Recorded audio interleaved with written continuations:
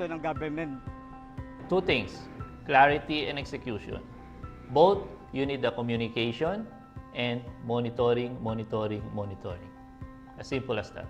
Mandato ng Philippine Institute for Development Studies o PIDS na gumawa ng mga pag-aaral at pananaliksik ng mga polisiya at programa ng pamahalaan at magbigay ng rekomendasyon sa mga mambabatas sa pagbabalangkas ng mga polisiyang makakatulong sa ating bansa.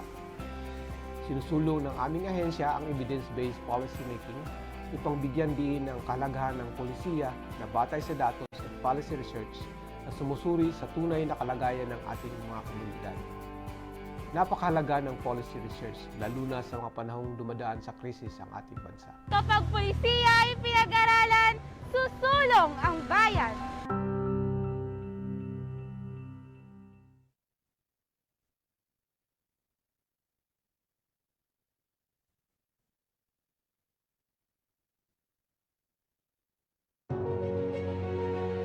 The University of San Carlos is one of the most trusted and renowned universities, not just in the Philippines, but also in Asia.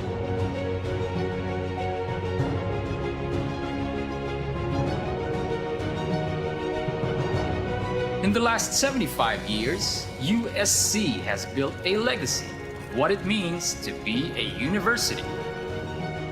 An institution for excellence and higher learning that develops students with critical minds, honorable character, and generous hearts.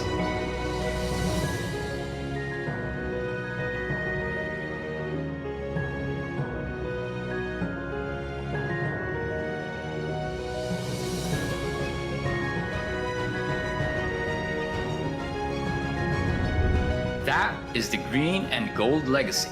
Ciencia, Virtus, Devotion.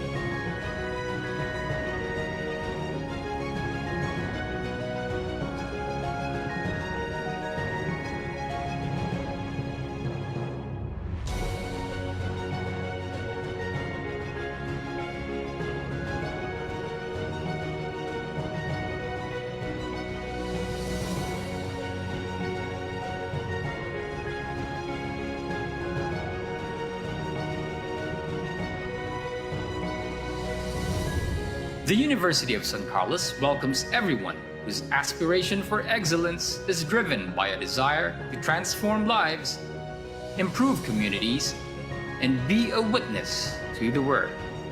Be part of the Carolinian community and start building your own legacy at USC.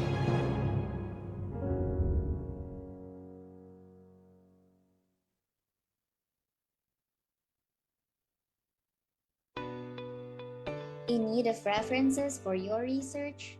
Do you want a digital library that you can access for free anytime and anywhere? You don't have to look far. SERPI is here for you. SERPI is an online database of socioeconomic materials produced by the Philippine Institute for Development Studies, government agencies, research and academic institutions, and international organizations based in the Philippines.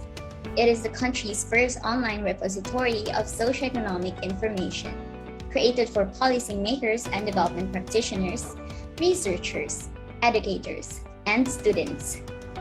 To access SERPI, just visit the PIDS website and click the SERPI widget under the Databases tab, or type serp-p.pids.gov.ph. SERPI has a wide variety of materials such as journal articles. Ladies and gentlemen, we will be starting the symposium in a few minutes. May we request our attendees in the upper box to please occupy the seats in the lower box of the hall. And may we request our participants outside of the hall to please come in so we may be able to start in a short while. Thank you. Books, research papers, working papers, policy notes, audiovisual materials, and more. As of 2022, SERPI has more than 60 partner institutions contributing knowledge resources to the database. SERPI provides a comprehensive coverage of references encompassing 22 research themes: labor and education, gender and development, poverty, technology and innovation, trade and industry, and many more. On the enhanced website of SERPI, you can filter your research by keyword or author, publication type, research theme, or year published, all at the same time. SERPI has more than 7,000 publications and audiovisual materials that you can access and download for free. What are you waiting for? Visit SERPI now. Socioeconomic Research Portal for the Philippines, innovating knowledge exchange and policy research.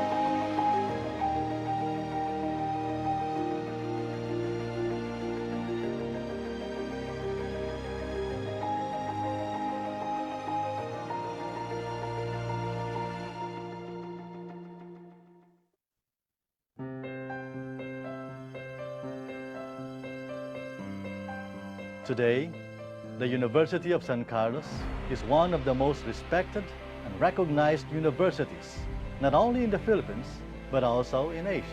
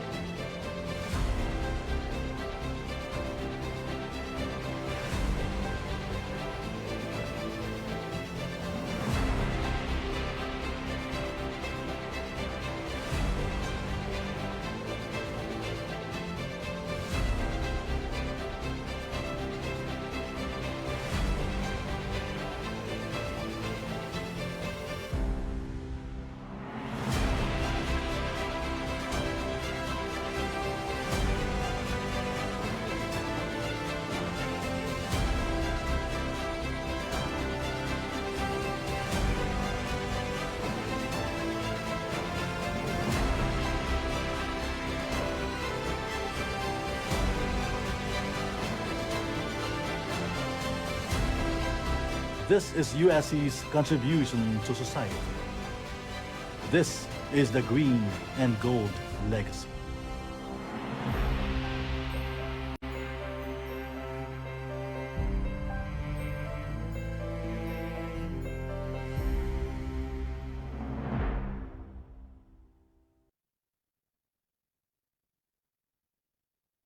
So what is PIDS? For over 40 years, the Philippine Institute for Development Studies, or PIDS, has been the country's foremost socio-economic think tank.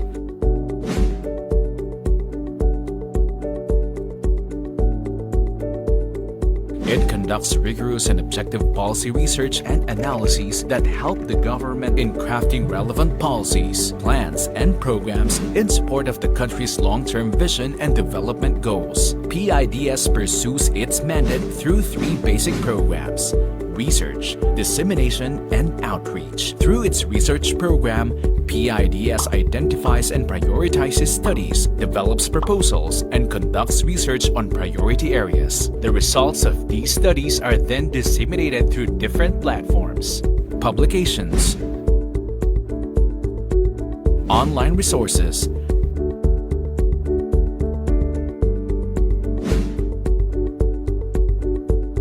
PIDS Corner, seminars, and the Development Policy Research Month, or DPRM, held every September.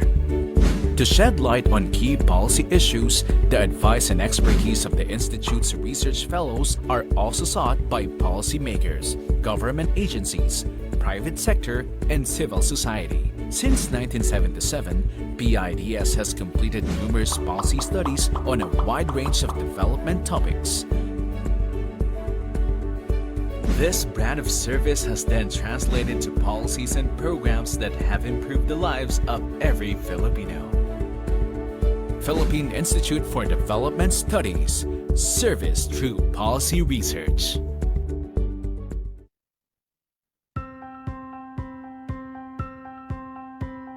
Dapat po munang alamin or matukoy ang pangunahing problema ng bansa upang mapagtuunan ng pansin at mabigyan ng solusyon. We should have specific goals, do research, and make a policy that is fair for everyone. Walang problema sa pulisiya.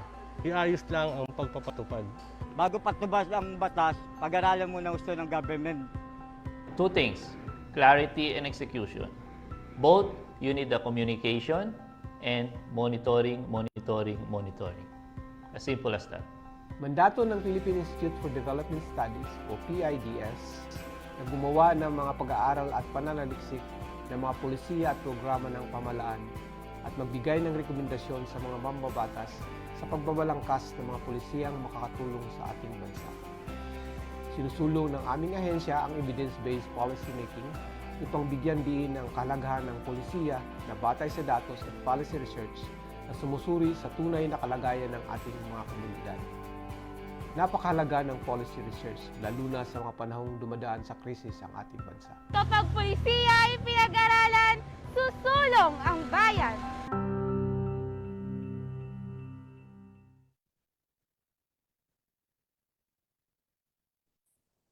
Good morning, everyone. Magandang umaga sa inyong lahat, or as we say in Cebu, maayong buntag kaninyong tanan.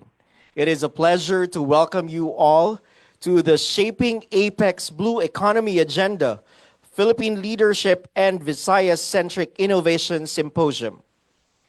This event is organized by the Philippine APEC Study Center Network of the Philippine Institute for Development Studies in collaboration with the University of San Carlos.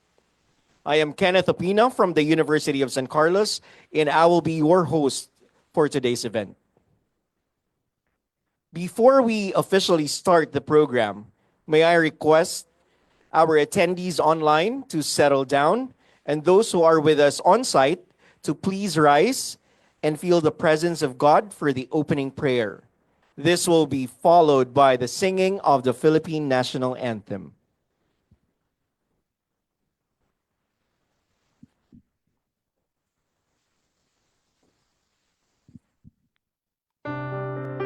Let us close our eyes, bow our heads, and feel the presence of the Lord.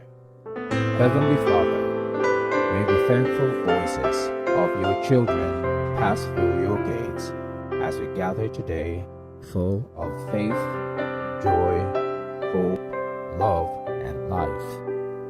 Despite the ambiguous situation of the world, you keep us safe and certain that we are cared for, sustained, and protected.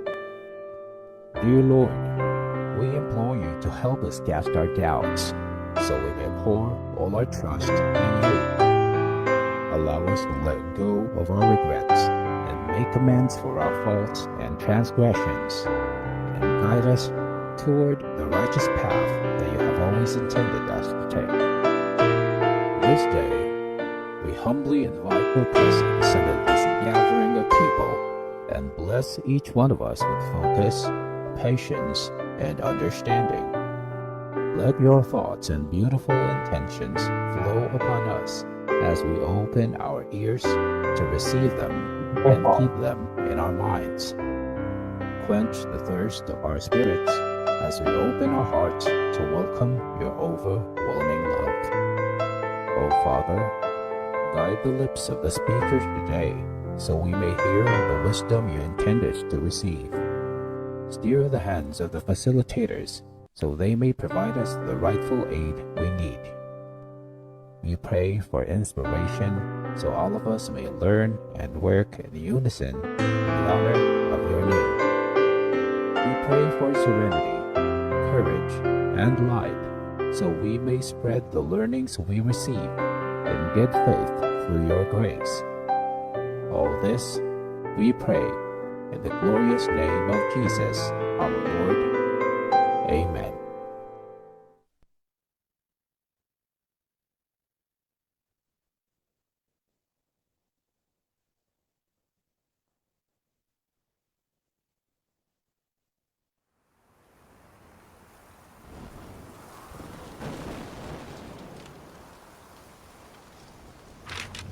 Bayang mag-iiw, pelas ng silanganan, alam ng puso, sa lilig mo'y buhay.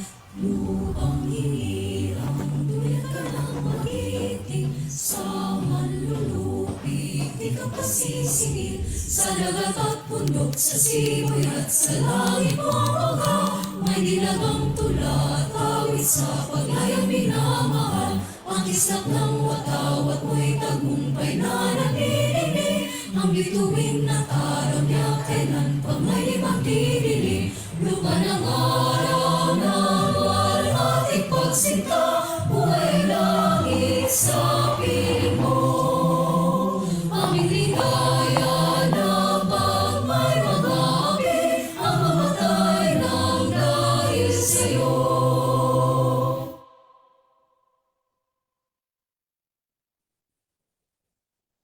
Take your seats. Good morning once again, and welcome to this morning's symposium. How is everyone doing today?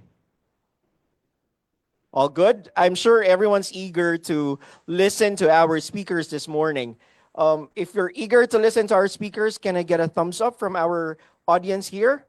Great. How about our attendees on our Zoom live right now?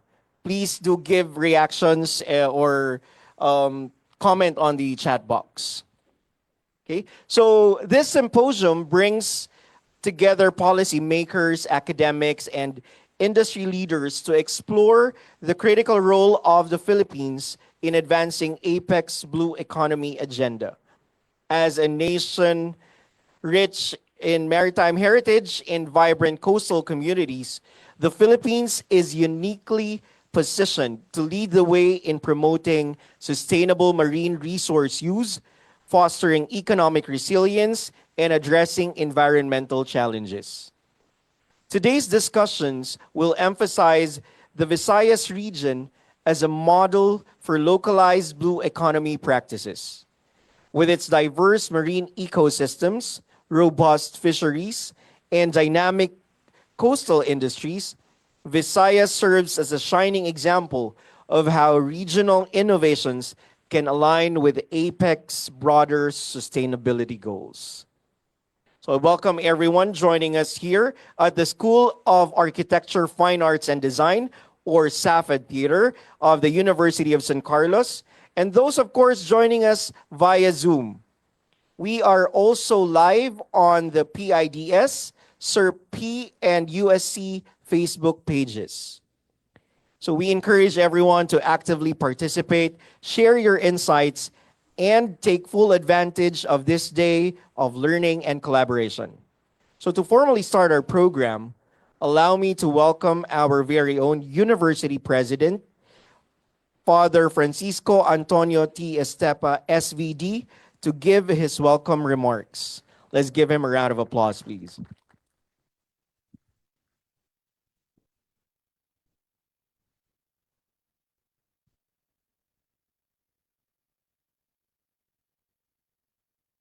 Dr. Aniceto Orbeta, President of PIDS, Dr. Francis Kimbo, Project Director of PASCN, Dr. Wilma Tejero, also of PASCN and Dean of the College of Business Administration of Silliman University. Our speakers, Dr. Rodora Azanza, academician and of the National Academy of Science and Technology and Emeritus Professor of UP. Our online speaker, Dr. Rosalie Arcala Hall. Our administrators from University of San Carlos, Father Yesuraj, our BPAA, our chairman of the Department of Economics, Dr. Julius Relampagos. Dear guests, students, participants in the symposium, good morning. The University of San Carlos is privileged to co-host this regional symposium. The theme for our gathering today, Shaping APEC's Blue Economy Agenda, Philippine Leadership in Visayas-Centric Innovation, is a timely and crucial discussion as we navigate the opportunities and challenges of sustainable development in our region.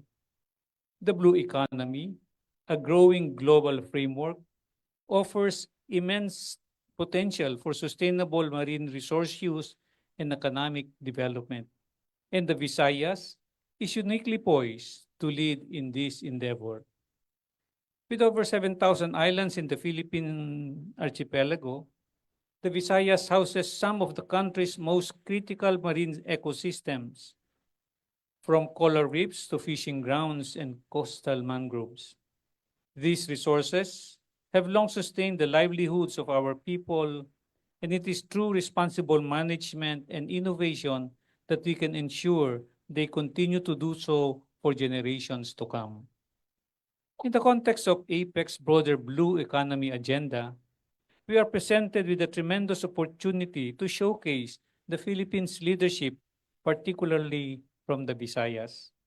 This symposium is an avenue for us to engage with thought leaders, policymakers, and experts to forge new ideas that will shape APEC's approach to the blue economy, to harness innovation and technological advancement, and to cultivate collaborations that will benefit both our region and our nation. Welcome to this symposium. Let us embrace the opportunity to learn from each other, to inspire one another, and to live here with renewed commitment to shaping the future of the blue economy in the Philippines and beyond. Thank you, and may this event be fruitful to all. Thank you very much, Father Estepa. Now, from the PIDS side, let us welcome the PIDS President, Dr. Aniceto Orbeta Jr., for his opening remarks. A round of applause, please.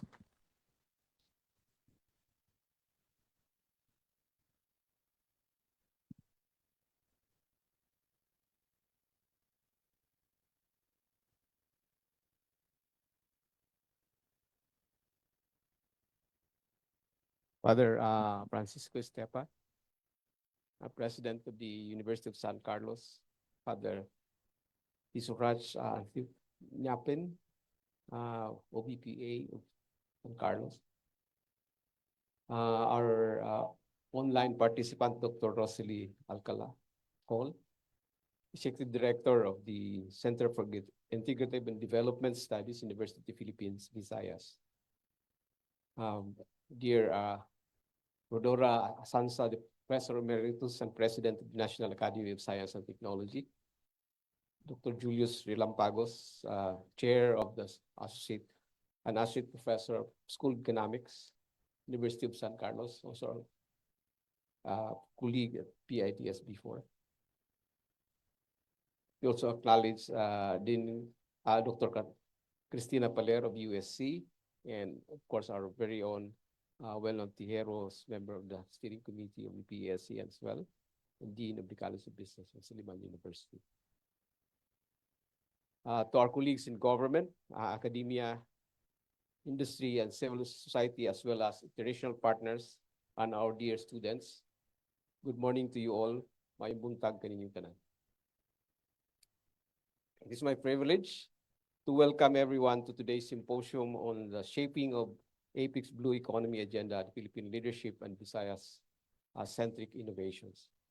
This gathering comes to a pivotal moment as economies across the region and the world strive to balance economic growth with environmental sustainability. APEC has reaffirmed its commitment to fostering a robust, inclusive, and climate-resilient blue economy, making this discussion all the more important.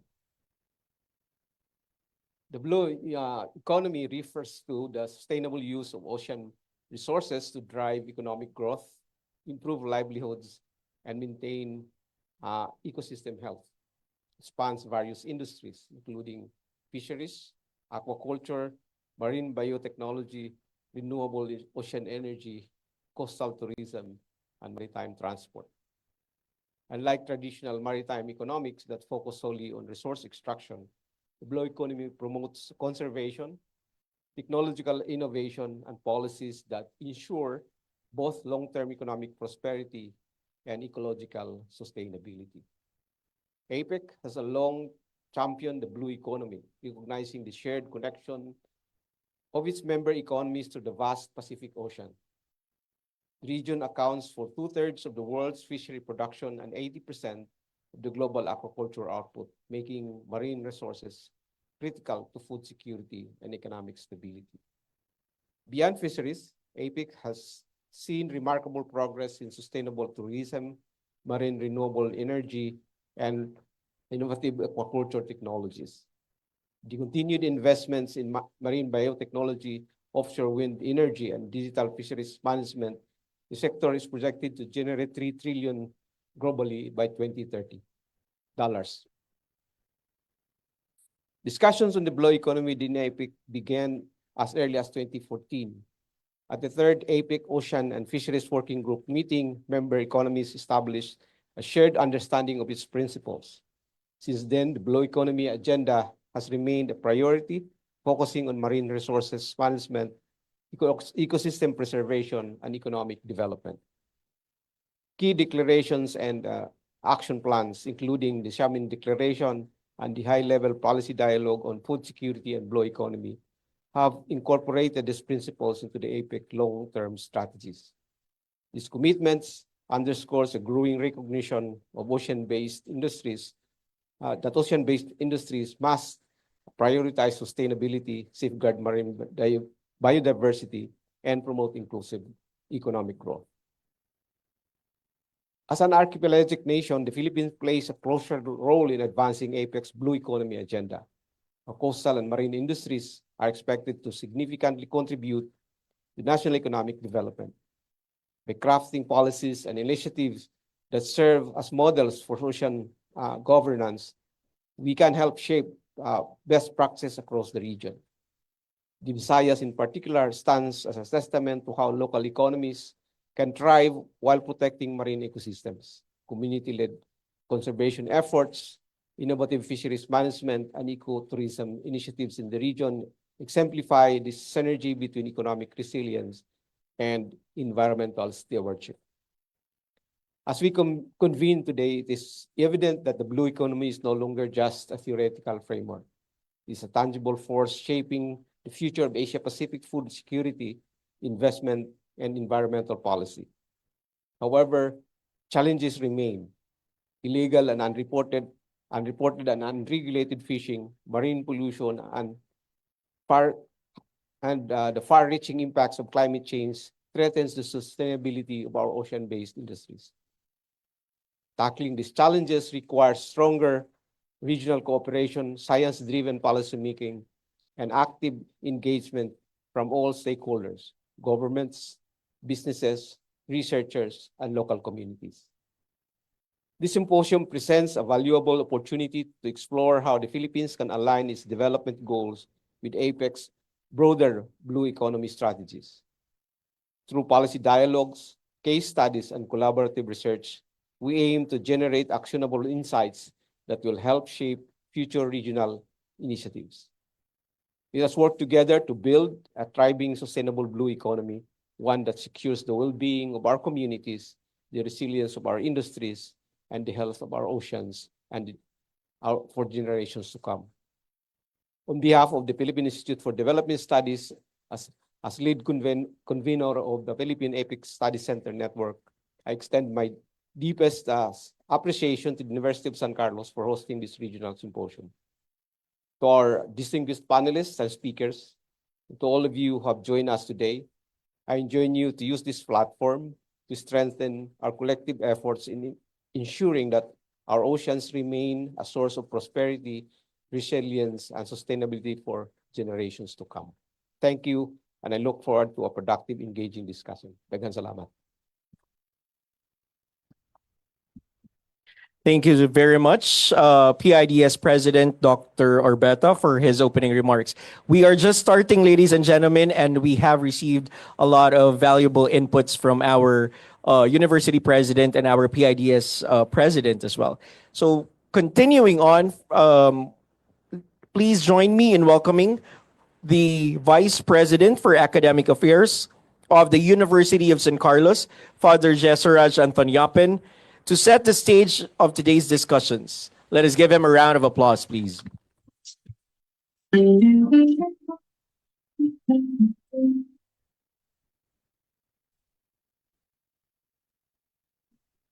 May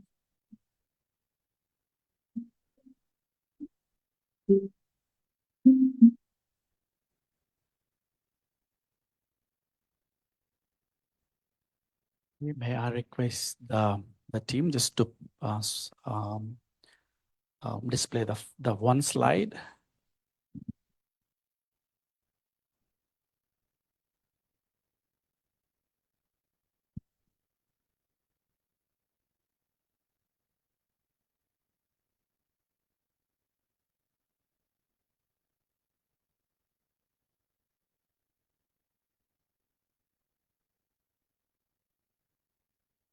While we're waiting for the slide to be uh, displayed, I hope everyone is doing fine right now. Thank you. All right, great. And I'm sure you all are very much eager to also listen to our keynote address by our Vice President for Academic Affairs of the University of San Carlos. How is everyone doing also on our Zoom and Facebook Live pages? The next slide, please. The next Okay. one. The next slide. Right. I think we're good. Okay, good. There. Once again, our Vice President for Academic Affairs, Father Jesuraj Antoniapin, for his keynote speech. Dr. Aniceto Orbeta, the Director of PIDS, and other dignitaries present here from PIDS and from other institutions, speakers, participants here physically present and also virtually present. Good morning to everyone. Today's symposium theme on shaping APEC's Blue Economy Agenda, Philippine Leadership and Visayas-Centric Innovations is relevant and timely.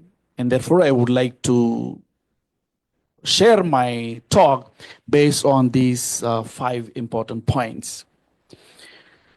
The number one, the concept of blue economy as defined by World Bank. The term blue economy refers to the sustainable use of ocean resources for economic growth, improved livelihoods, and jobs while preserving the health of the ocean ecosystem. The World Bank and the United Nations also define as a part of the blue economy various sectors, including traditional sectors like fisheries, tourism, and maritime transport, along with emerging activities such as offshore renewable energy, aquaculture, seabed extractive activities, and marine biotechnology and bioprospecting. The concept of blue economy is also recognized by the United Nations Sustainable Development Goals in SDG 14, which promotes the conservation and sustainable use of the oceans, seas, and marine resources.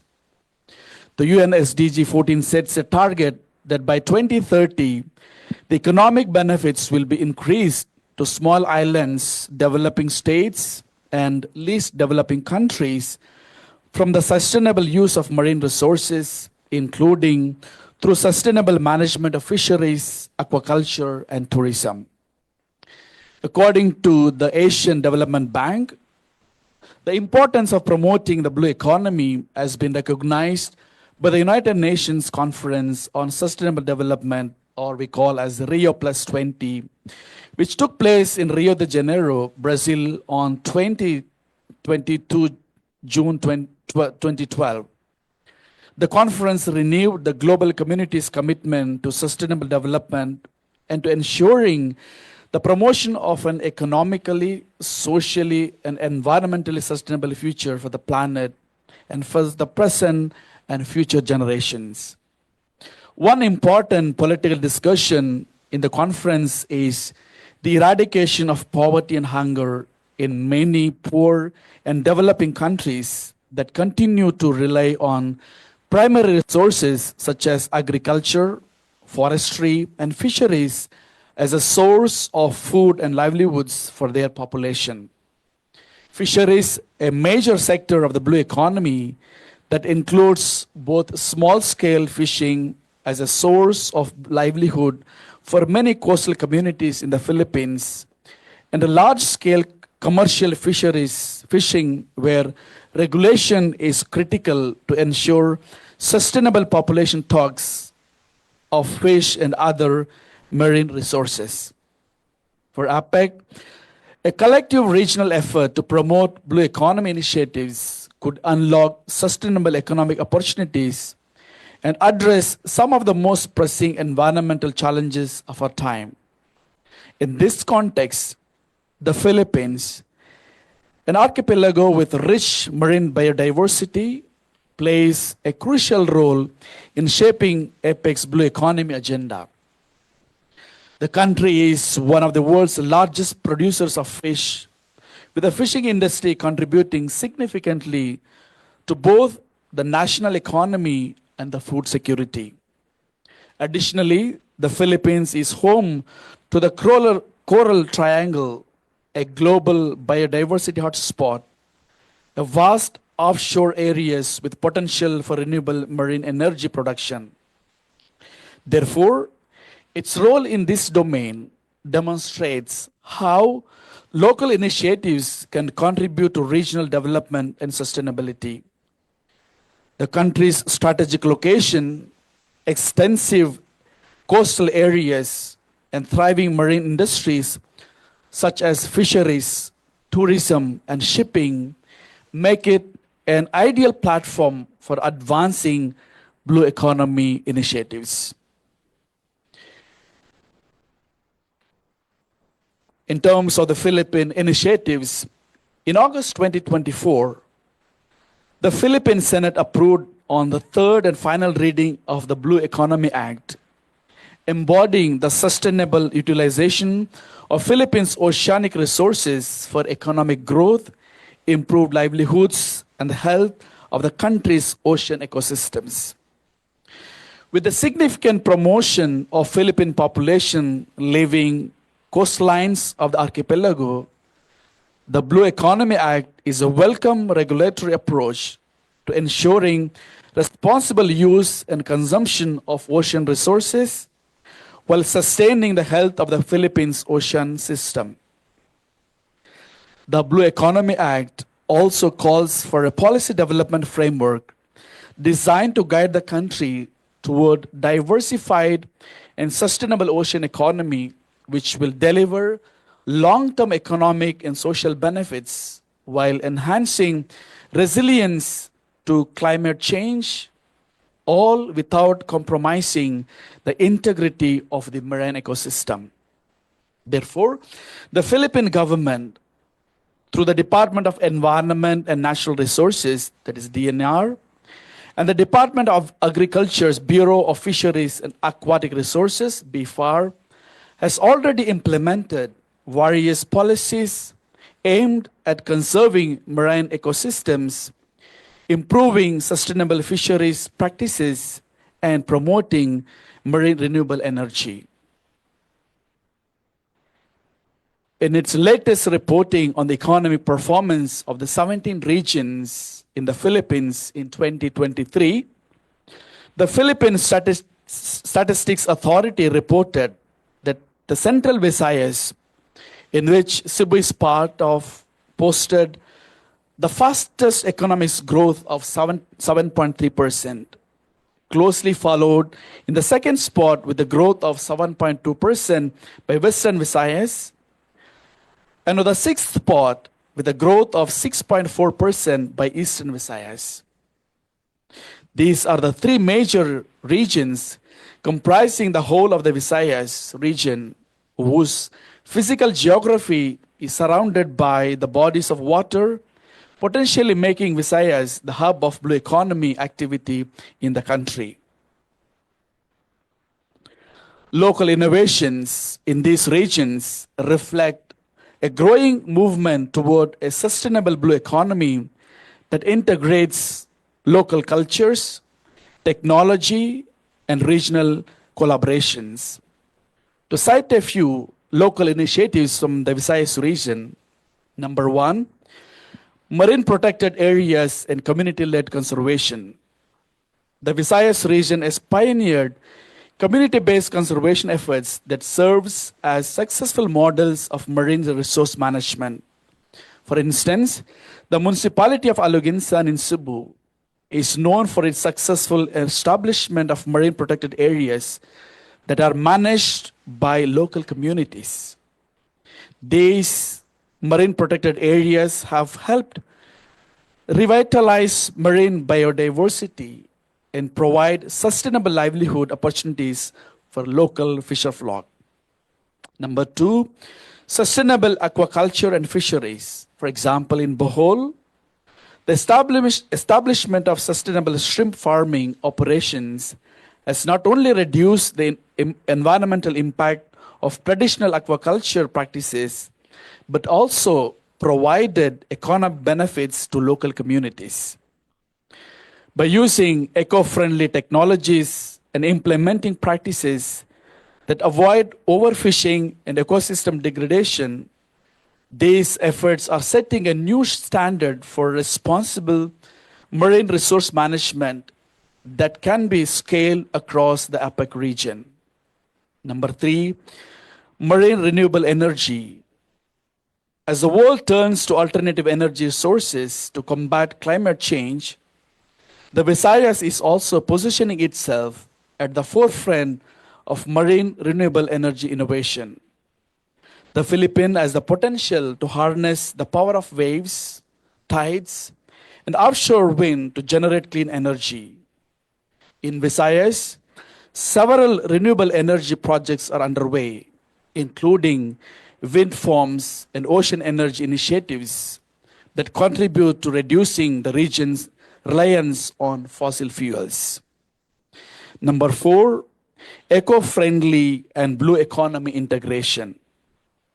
The Visayas is a popular tourist destination known for its white sand beaches, coral reefs, and marine biodiversity. Recognizing the economic importance of marine tourism, local authorities and businesses in the region have begun to integrate ecotourism principles into their operations. Destinations like Cebu, Boracay, and Panglao are embracing sustainable tourism practices, from responsible diving activities to waste management initiatives, all aimed at preserving the natural environment while supporting local communities. By promoting eco-friendly tourism that highlights the beauty of the oceans, the Visayas is contributing to a broader blue economy that links economic activity with environmental stewardship.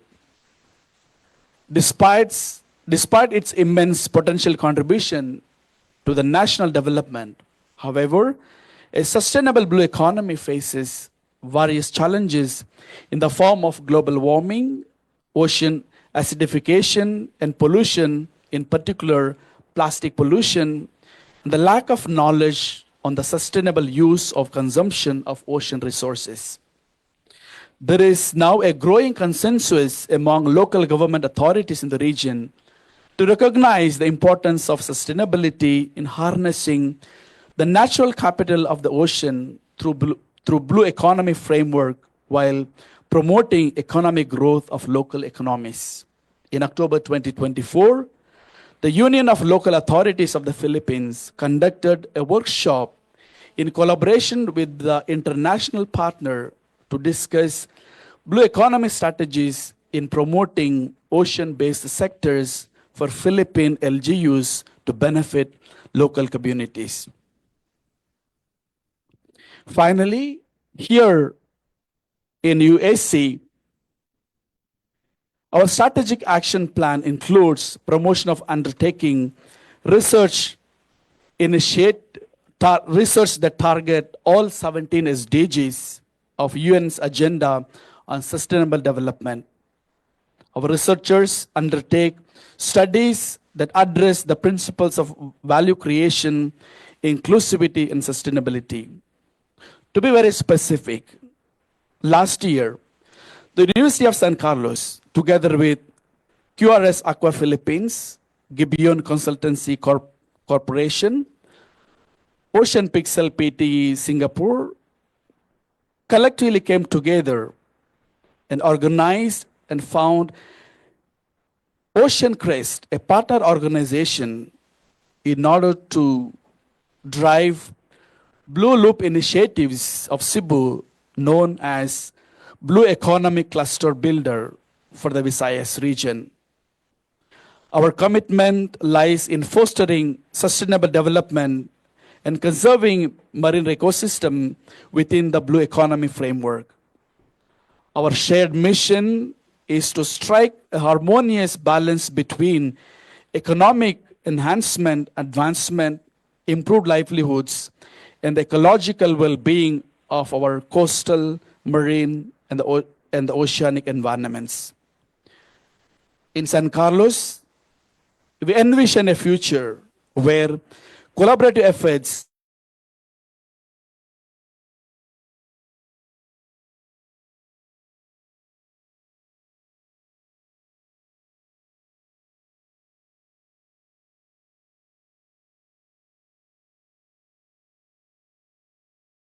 future generation. And therefore, co-hosting this event and holding this symposium in USC is very important for us as we continue to promote our brand of championing research studies that contribute to local and national development. And thank you very much for your listening.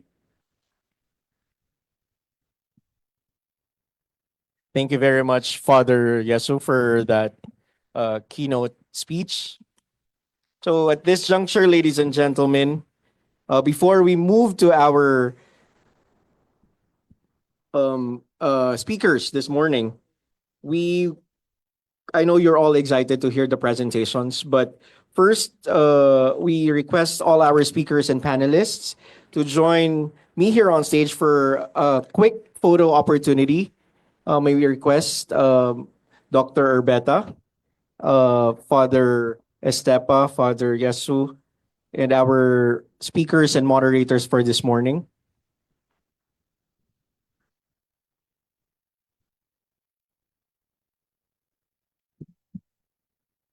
So I'm sure everybody in our audience here on site and online were able to get valuable insights from Father Yesu's keynote speech earlier, as he did set a tone for our exploration in actionable strategies and regional case studies in the blue economy. All right, our photographers are now ready.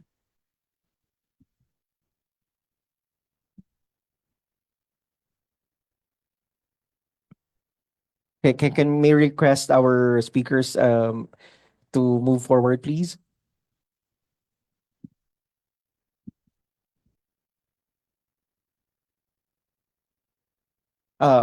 Move to your left a little. Thank you. Do we have light?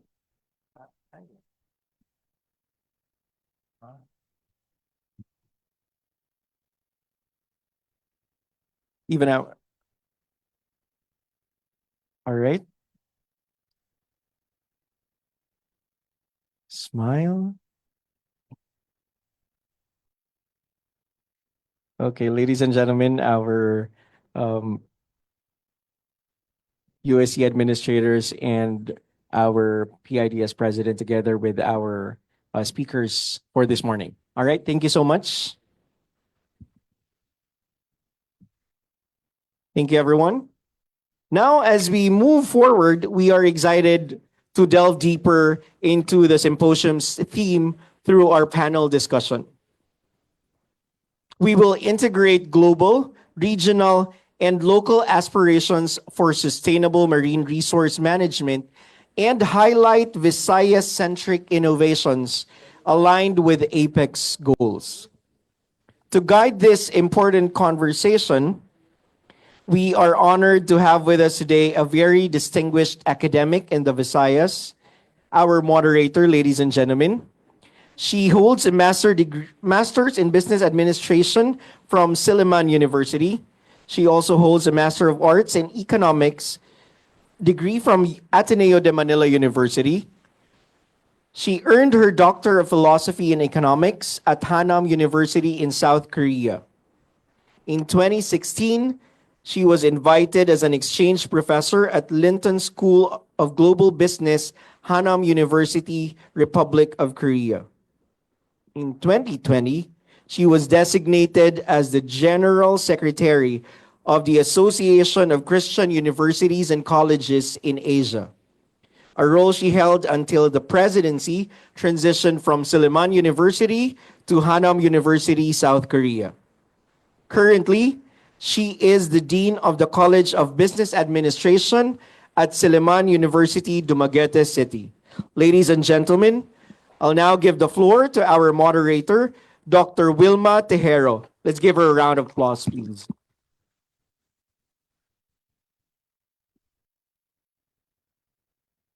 Good morning.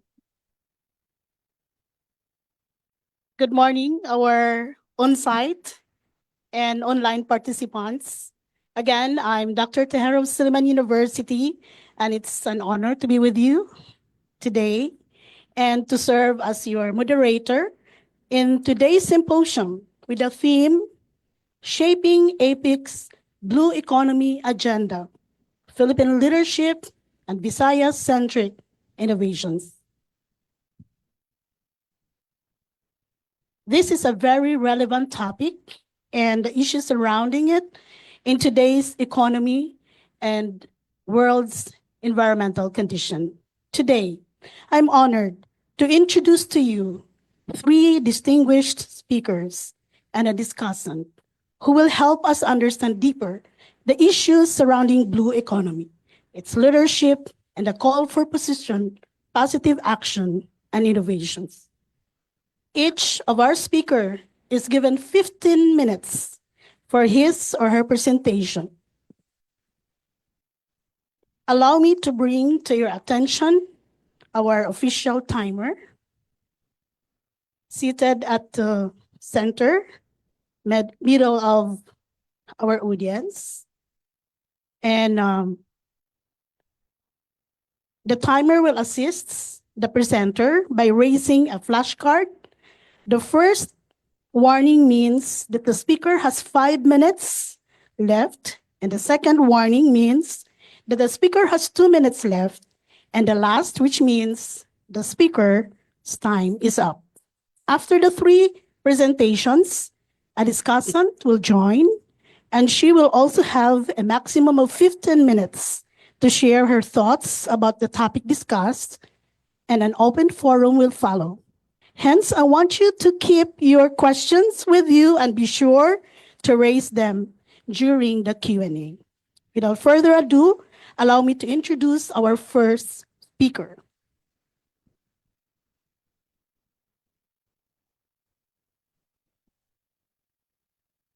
Our first speaker is Dr. Rosalina Arcala Hall, a professor of political science and Scientist 3 at the University of the Philippines, Visayas.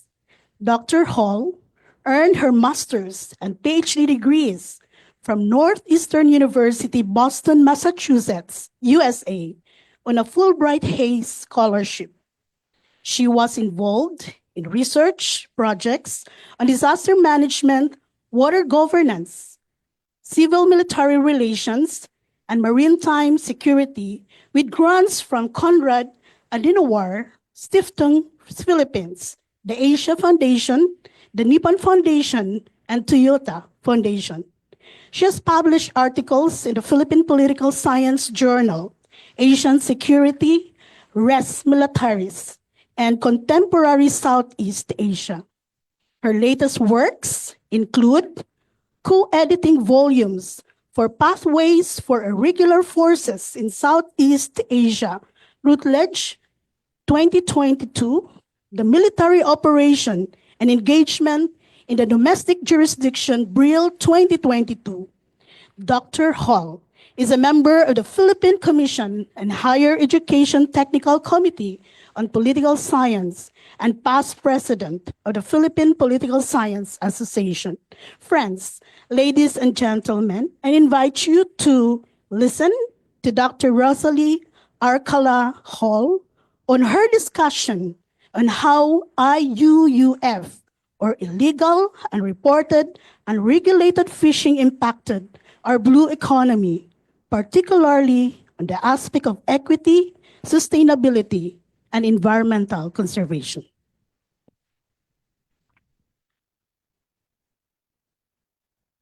Thank you very much, Dr. Tejero. May I just get like a thumbs up sign from the organizers if my audio is clear?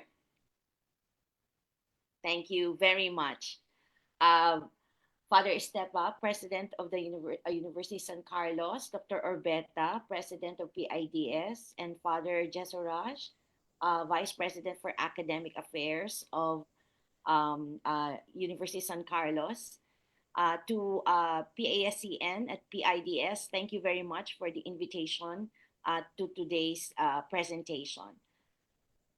Don't have a lot of time, so I will go directly into my topic, which is on the gender equality, disability, and social inclusion dimensions of IUU fishing, with focus on sardines fishery in the Visayan Sea. I think this is an area that is very close to us at the Visayan Sea, one of the presumably most productive fishing grounds for the Visayas.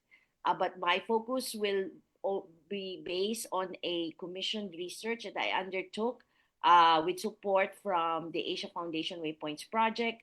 The other half of this research, of course, is on squid, the locale for which is in San Vicente, Palawan. But as that is not part of the Visayas, I will only cover sardines fisheries for this presentation.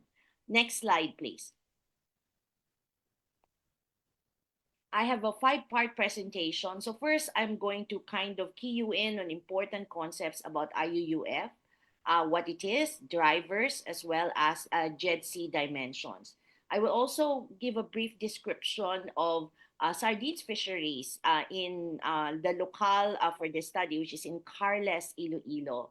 And in terms of the vessels used, the gear, techniques, and equipment for processing, mainly by municipal fishers. And then I will show a map of the locale and the fisheries area. The major findings will deal with the description of the supply chain for sardines, tracing how these JEDC elements are found from harvest to processing to distribution. And then I will also look at the implications in terms of governance to these findings, and finally end with some key takeaways. Next slide, please. Now, IUU fishing is a grave concern for fisheries in particular in the Philippines. IUUF, of course, is environmentally harmful. It, of course, adversely affects the conditions of fishers who derive mainly from fisheries as their main livelihood. So what IUU fishing actually, legally speaking, in the Philippines comprise 5 elements. These include practices that infringe on legal and jurisdictional jurisdiction. So for instance, the requirement for permit and licenses for gears, for vessels, for crew. It also includes, perhaps more keen on this, is the destructive fishing practices within sustainably management area. The use, for instance, of blast or dynamite for fishing is considered IUUF.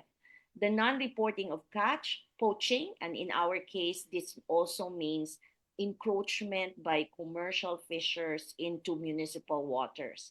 Now, this is very controversial. As you know, there is a recent Supreme Court decision which tries to amend the fisheries code with respect to where commercial fisheries will now be allowed, and the extent of the municipal waters, which are now to be defined in terms of bathymetry or depth. And then, of course, IUUF includes as well unfair labor practices, particularly in commercial fisheries. Crewing in commercial fisheries is particularly pinpointed as difficult and involve basically crews that are not paid in the same fashion as their land-based equivalent. Next slide. There are many drivers to IUU fishing, but more importantly, what drives it is the stiff competition between what we call subsistence fishers, those who ply the municipal waters, and the small commercial fishers. The small commercial have boats that are a little bit over 3 gross tons, but not uh, actually the difference between them and the so-called subsistence or municipal fishers are very small. But what it leads to is what we call fishing down, which is that they compete more and more towards getting the smaller size commercial species. And in the example I will provide, this is sardines, or also called tuyo in Tagalog or tabagak in Visayan. And of course, what drives IUUF also is the high ex-vessel price. So the demand for tuyo or tabagak is very high and sustained year-round, so that it compels fishers to really increase their fishing expeditions. There are wide enforcement gaps by our agents. So typically, this is the call of the Philippine Coast Guard and Maritime Police along with the Bantay Dagat. But given the vast waters that we have in the Philippines, it's very difficult for them to do any kind of substantial investment. Plus the fact that our government has weak regulatory ambit in terms of permitting and licensure. So the rate of registration, for instance, small municipal fishers is very low. Even in the site that we have for the study, many of the subsistence or municipal fishers actually do not register. Only a few of them do. Next slide. What I wanted to do in this presentation is to highlight what we call GED-C. This is gender equality, disability, and social inclusion dimensions of fisheries. So in the literature, it's already established that production or fisheries production or harvest is male dominated. It's predominantly young adult male that go out to fish. However, there is high participation of women in processing as well as in marketing, particularly retail.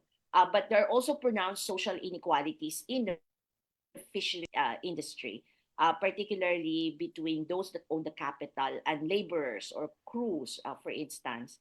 On smaller, small-scale commercial fisheries, this is even more pronounced because of very tight relations between both owners who provide capital to the producers, the fishers, who then kind of enter into what we call a suki relationship, preferred transactions, and therefore not enabling the fishers to get very good price for their products.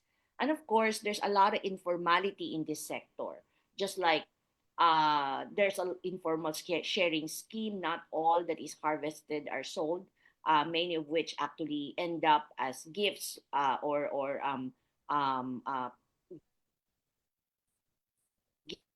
gifts for also keys as in to the fact that not everything that is produced in terms of fish actually enters the supply chain.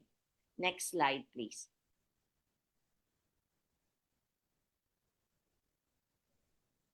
Next slide. Okay, so I had a three-part research question for this study. So I wanted to map the gender relations and networks and their contributions in the chain and describe the economic roles of people involved in fisheries production all the way to processing and marketing and distribution, but highlighting again the gender, disability, and social inclusion dimensions.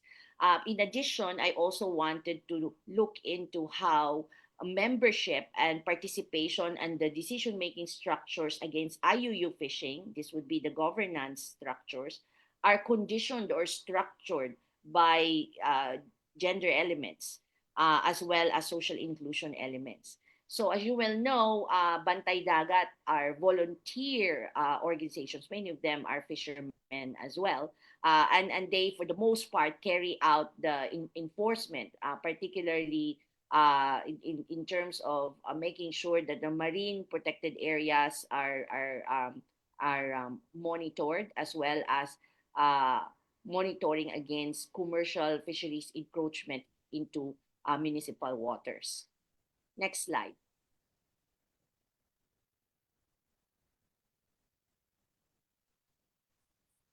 why sardines? So, and why Visayan Sea? So in the latest USAID IFIT scores, which is an index on the extent of IUU fishing in many parts of the Philippines, actually Fisheries Management Area 11, which is the Visayan Sea, gets one of the most high scores, meaning that's good, bad news, actually, because the 2.75 index score is higher than the average. And that the form of IUUF that is found in the Visayan Sea are of two types: commercial fisheries intrusion into municipal waters and poor enforcement, which is correlated with weak licensing and registration. So we have chosen this particular site as a case study location, precisely because of the high incidence of IUUF, as well as the importance of sardines to the local economy of many of the Visayan Sea communities. In this case, Carles, Iloilo. Next slide.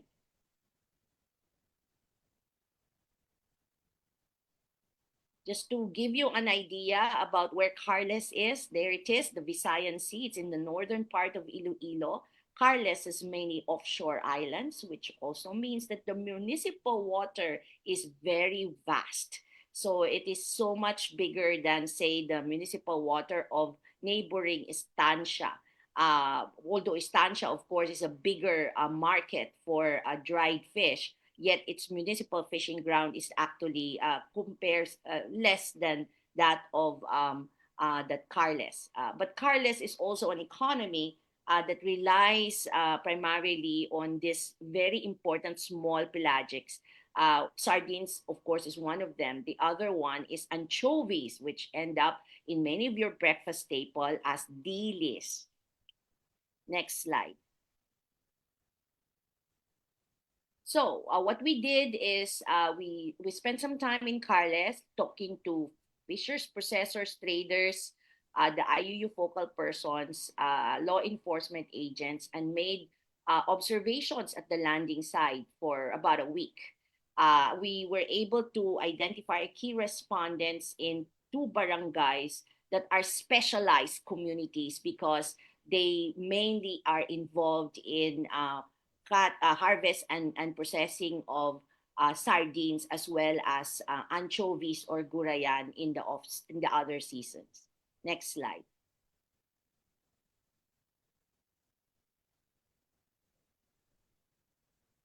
Okay, so these are just some descriptions in case you don't know what the sardines fisheries is like. There are 2 types of sardines that are found in this part of the Visayan Sea: the tamban, and then the other one is tabagak. Tabagak is the one that ends up as tuyo. That's the one. It's a type of bali sardines.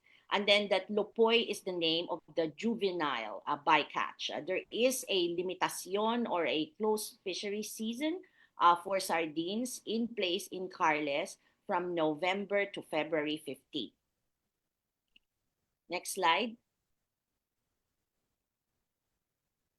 And this is just some of the kind of like gender based elements of the marketing side. They have a fish landing, and as you well know here, the mainly males who are the ones who are doing the auctioning, and then or the females who are doing the kind of like bookkeeping. Many of the sorting are done by both males and females. Next slide.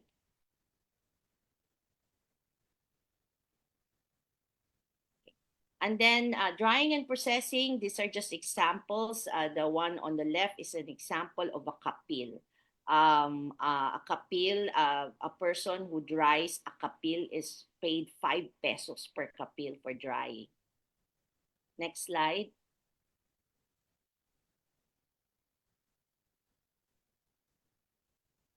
So this is the chain, and what is emphasized in this particular picture is the variety of people who are involved and their various economic roles. And in here, we also highlight the roles such as a bulero or a crew, manugpanting, gapanabo, laborer, owner, trader, broker, trader. There's so many economic roles. And what is more important here is that some of the roles where women are more pronounced are in the processing and retailing side, while it is primarily male and children that are involved in production or harvest.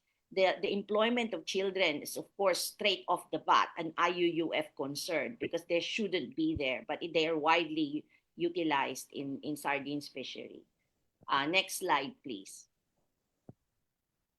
As I do not have much time, I will just highlight some of the findings. I don't have much time. May I go to the last slide for the key takeaways, please? Just kind of go through it. Last slide, the last two slides. Ayan, okay. So what pushes IUUF, the previous slide please, is really the very consistent demand and high price for tabaga. Outside capital from the buyers in Manila and in Rojas really pushes intensified fishing using illegal method. And that illegal method is the use of blasts as well as fine mesh nets in order to catch them. The microeconomy of sardines speak to specialized communities, and there is a diverse involvement of locals, but they are nevertheless tied to these outside capitalists that provide them credit so that they can go on sustained expeditions during season. It is a complex value chain that allows for differentiated roles of men and women and greater involvement by women on the retail side.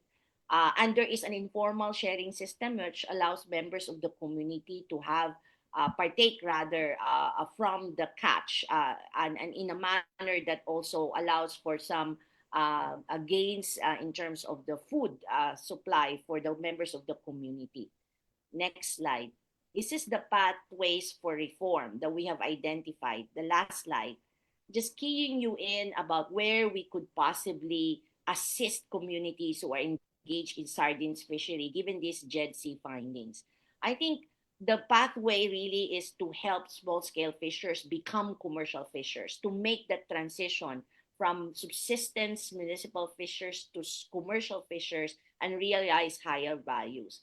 But in doing so, we must make sure that we effect community buy-in on sustainable practices and gears. As it is, there are very strong community norms that make it common to use blast. They call it zone rocks, as in the disinfecting agent zone rocks, which is commonly kind of a key ingredient in makeshift bombs or detonate blast that is used for this type of fisheries. There's also need to extend social protection to young adult male fishers who face a lot of risk in this kind of undertaking, and capital for two types of roles where women are involved, owner dryers and buyer dryers.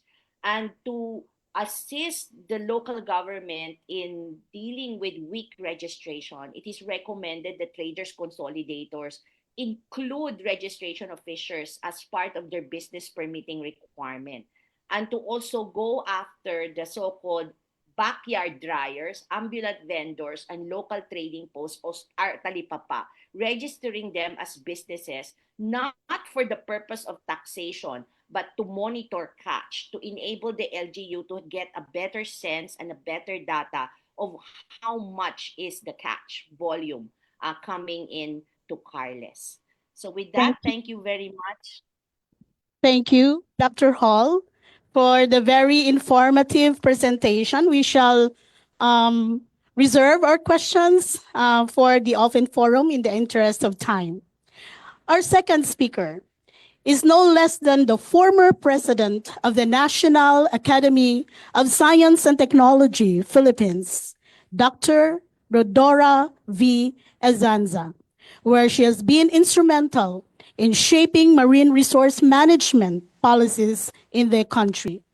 Dr. Azanza is a professor emeritus at the Marine Science Institute of the University of the Philippines, Diliman, and a leading expert in marine science, particularly in harmful algae blooms, seaweeds, and the blue economy. Her significant contributions to advancing the Philippines' blue economy agenda includes research on the economic valuation of marine ecosystems. her being a strong advocate for sustainable development. She leads initiatives that promote marine-based economic growth. Her work, including the study valuing the management and managing the Philippines' marine resources towards a prosperous ocean-based blue economy, underscores the economic potential of the country's marine wealth and the need for conservation-driven policies. She has played a key role in positioning the Visayas region as a hub for blue economy innovations. With over 100 scientific publications and numerous accolades, Dr. Azanza continues to be a driving force in marine science and sustainable ocean governance in the Asia-Pacific region. Friends, may I invite you to listen to Dr. Rodora V. Azanza's talk that calls for readjustment of plans in the government, including strategic enhancement of science, technology, and innovation.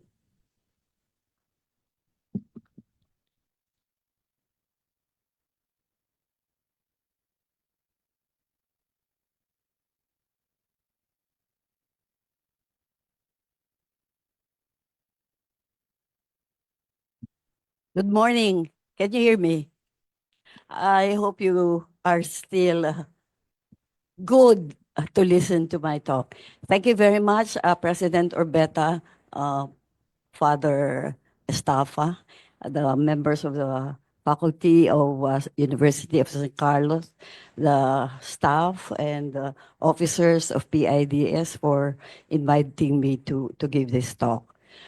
For the interest of time, will you just please go ahead with the slide projection because it might take me time to. The Philippines Okay, and then I will is just. about 70% water and only 30. Okay, that was taken from a video I gave somewhere maybe outside of the Philippines, but maybe the emphasis here is the fact that the Philippines is more water than land. It's more marine than land. And this has been emphasized by the two previous speakers or three previous speakers. So we're almost 75% to 80% marine and only less than 30% land. And the other assets are shown in this particular slide.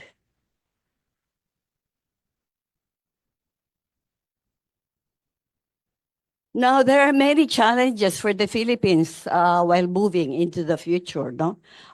We look into the present, but we also have to consider the immediate and the long-term future. And so therefore, it's the next slide. The challenges are old and new. The challenges are old and new. And that would include. So you don't have my slides. There's a reason. Okay, there's a reason why I don't want to do it that way, so you can. Okay, so moving into the future, the challenges are old and new, which include poverty alleviation, the pandemic, which could happen again, the climate change impacts, the fourth industrial revolution, to which we have not even adjusted, and regional and even local politics. The population is burgeoning, and there's an estimate that the population might be 144 million by 2050. And so therefore, there is a need for interdisciplinary, transdisciplinary systems approach, which are very which are very fundamental to address complex and interrelated concerns. Now, in the paper cited by our host, our moderator, we came up with, it's the next slide. We came up with evaluation, an initial evaluation of the potentials of our blue economy. And this is well cited. And this was published in Policy Studies, Volume 18. And we pointed out that most of the Filipinos are actually coastal. Coastal tayong lahat, mostly, no? And then, especially in the Visayas. And therefore, we need to really harness this potential for the good, and especially the benefit of the communities. Well, blue economy, the next slide. The blue economy is for the good of the communities, especially. Well, we're talking now of the Visayas and the Philippines as the local communities. And this is for their economic growth and improved livelihoods. Well, for me, one of the more important things here is the preservation of the health of the marine ecosystems, because this is the bedrock of the blue economy. Okay, so next slide. Now, several regions and countries have developed their own sustainable plans or strategies for the blue economy. And this would, if I would cite some of them, NOAA has published this US Blue Economy Strategic Plan, the EU, the Australian Blue Economy, and the UK, and our UN Decade of the Ocean decided to come up with this theme, the science we need for the ocean we want. Now, there are many achievements that the Philippines have made during the past few years. And may I cite, for example, the PENCAS Bill of 2022, wherein we have to institutionalize a Philippine ecosystem and natural capital accounting system, or the PENCAS. There are many government institutions that are involved in this PENCAS bill or this accounting system, but this will be headed by the Philippine Statistics Authority. And this would also emphasize the fact that we need science, technology, and innovation to be able to really do this accounting from the field to the different parts of the value system. Okay? So the accounting would be responsible for reporting to the people, to the economies, and to the other sectors of the society what is really happening to the natural capital. And now let me go to the next slide. In some of our papers, we emphasize that the evaluation of the marine resources should encompass not only the money value in terms of the products. Okay? The evaluation of resources should consider their intrinsic and commercial values and the environmental and other risks in the area. Valuation studies also help in the estimate of the carrying capacities of the areas to be developed and put a limit to the pressure that can be exerted to make the resource more profitable and sustainable. More practical is when blue investment areas would consider programmatic environmental impact studies to mitigate or prevent long-term risk.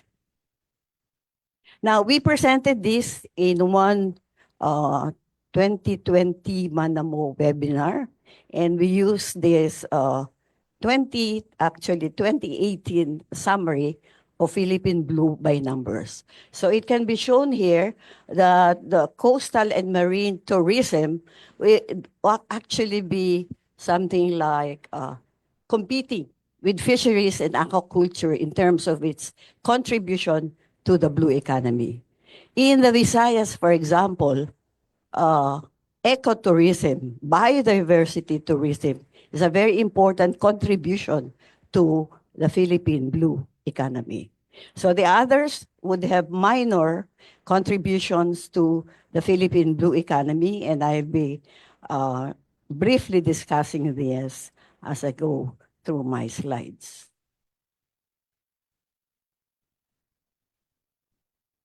So, yeah, that's what I was talking about.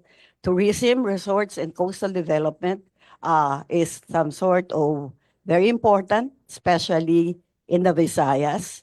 Actually, art ecotourism is really more on biodiversity tourism. So therefore, the protection of our biodiversity, whether on land and on sea, in the sea, is important to have this ecotourism prosper. And about 12.7% of the GDP was estimated to be coming from biodiversity tourism in 2019. Okay, the next slide. Now, in terms of fisheries and aquaculture, this has been pointed out by our keynote speaker.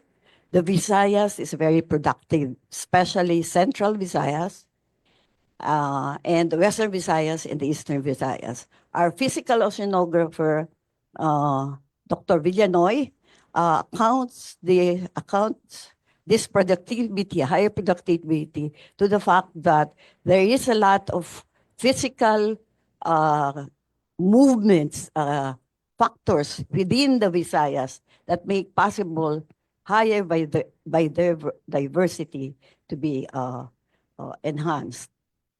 The next slide.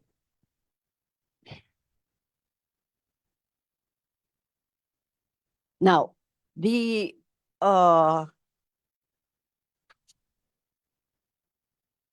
have this potential to be successful in making use of ports, shipping, and marine transport as great contributors to the Philippine blue economy.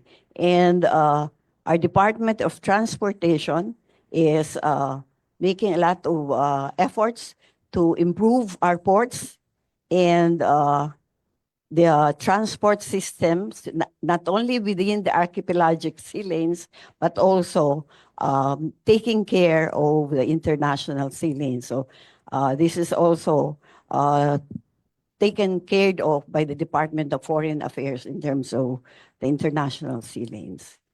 The next slide. So coastal manufacturing is one very important activity in our coast. And we would like to take note that in many areas, especially in Luzon, the coast is not really used for the blue economy, but more used for some other industries. In the Visayas and Mindanao, these are usually for or in relation to the blue economy. Now, in this slide, the Marine Science Institute pointed out that many industries need to be pushed back from the coast because of the negative impacts they are causing to the coast. And actually, in this slide, the scientists would show the danger areas for tsunami and other impacts, physical impacts from the sea. Well, the keynote speaker covered energy from the sea, and the Department of Energy is working with our scientists and engineers to make use of our ocean renewable energy. The next slide will show that the Department of Energy estimated in 2020 that 15 sites are now qualified to generate an estimated 265 million megawatts of electricity. And with support from scientists and engineers, this could be realized in the very near future. We remind our presenter that we have 2 minutes more. Okay, so for marine genetic resources, again, We have a lot from the Visayas and a lot of activities to make use of these marine genetic resources for potentially useful bioactive compounds for drug development. Now, we are lagging behind the marine technology and environmental services, unlike Singapore, which is ahead in the Southeast Asian region in giving marine technology and environmental services. And the University of San Carlos can look into this potential pathway to help our blue economy, not only in the country, but also in the region. The next slide. The Philippine Blue Economy Bill really emphasized the archipelagic and maritime nation of the Philippines. And there is a comprehensive framework for the Philippine Blue Economy that needs to be developed. And the PIDS and the other government agencies and members of the academy should be involved in the development of this comprehensive framework for the Philippine Blue Economy. Wala pa tayo niyan. And by the way, I was member of the technical working group of the lower house and the upper house for the Philippine Blue Economy Bill. And there's a need for a National Maritime Council to be really strengthened. And NEDA can be assigned based on what we have included in the Blue Economy Bill, can act as the Blue Economy Secretariat. So marami pa tayong gagawin in terms of the Blue Economy development of the Philippines, including the blue financing, especially governance. Now, I'd like to mention, just give me 1 minute or more, Pagtanaw 2050, which is now part of the development plans, a guide for the development plans of the Philippines, would like to emphasize that we have to harness our talents, the young ones and the experienced ones, and make use of tools in science and technology to innovate towards a prosperous, archipelagic, maritime nation on or before 2050. When we speak about science, that would include social science, so economists and all and everything. Now, we also emphasize in Pagtanaw 2050 the foresight for the Philippine archipelago that for the human capital, we need to have more crisis-resilient food system and inclusive healthcare system, and the vulnerable population should be given importance in terms of STEM education, as well as specialized education to combat disinformation.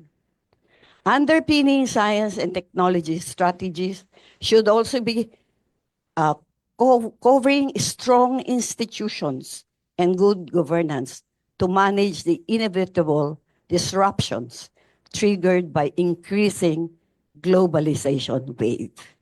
Okay? So we cannot, just like the APEC, we are part of APEC and the ASEAN and the rest of the world, and globalization is moving fast, and we need to move with this moving globalization wave. Leveling the playing field should include inclusive opportunities for decent living and long-term strategic solutions, meaning solutions that are way beyond one presidential era and would go from one or several decades from now on. I think I have to close my talk. I want to say some more, but let us discuss this during the open forum. Thank you.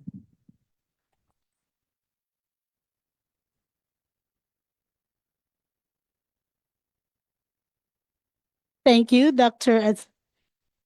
for a very interesting, very informative, insightful presentation. Please write down and prepare your questions for our open forum. I'm sure you have a number already. Let me proceed to our third presenter. Our third presenter is not new to you.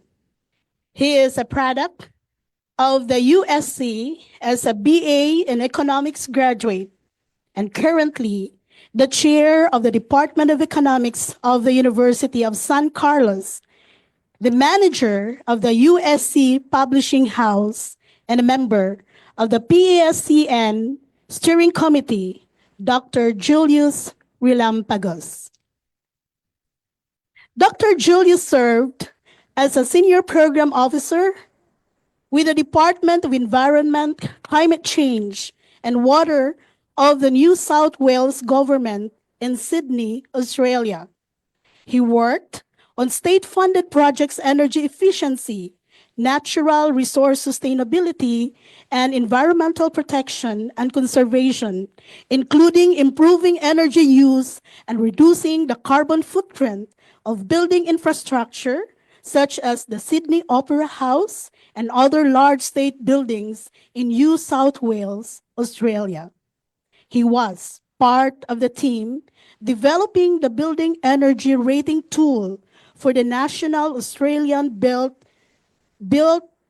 Environment Rating System, a world-class initiative by the Australian government that assesses and rates the energy efficiency of building infrastructure. Dr. Rilampagos completed his MA Economics at the University of the Philippines, Diliman, Master of Economic Development at the Australian National University, and PhD in Environment and Resource Economics at the Macquarie University in Sydney, Australia. May I bring to your attention Dr. Julius Rilampagos as he discusses the role of blue economy industries in driving the economic growth of Cebu and the Central Visayas region.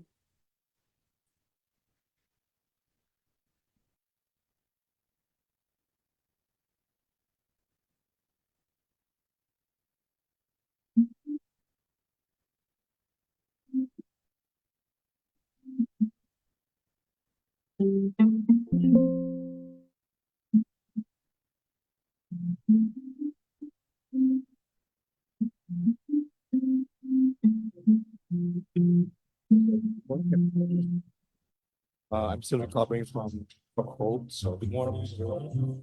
Dr. Williams Patera, Philippines President, Father Estefa, President of the University of San Carlos, Father Anthony, Vice President of Academic Affairs, fellow speakers, ES staff, and Secretariat, and colleagues and members of USC faculty and students. I have actually quite long slides, but I think many of the slides have already been covered by previous speakers, including the keynote speech from colleges. So today I will be presenting an initial exploratory analysis on the potential drivers of the blue economy of Cebu, Central Visayas. This is part of a broader study that the economics department is conducting on estimating the size of the blue economy and identifying the industries that will be in the forefront of Cebu's long-term growth and trend driven by its traditional and blue and ocean-based economy. Cebu accounts for about 73% of the gross domestic product of the Central Visayas. Thus, the long-term potential of the region will be largely determined by the economic performance of Cebu.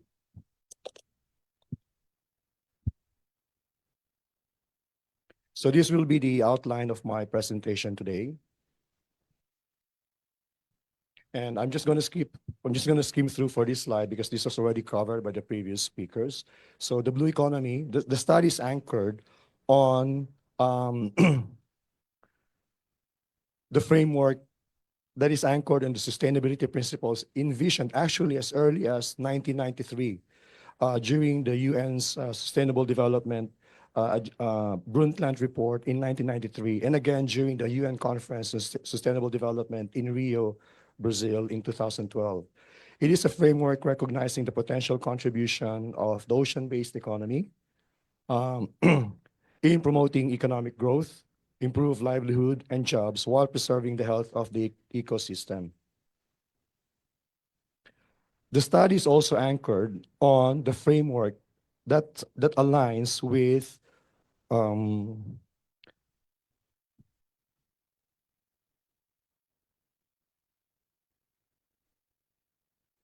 the ASEAN Blue Economy Framework.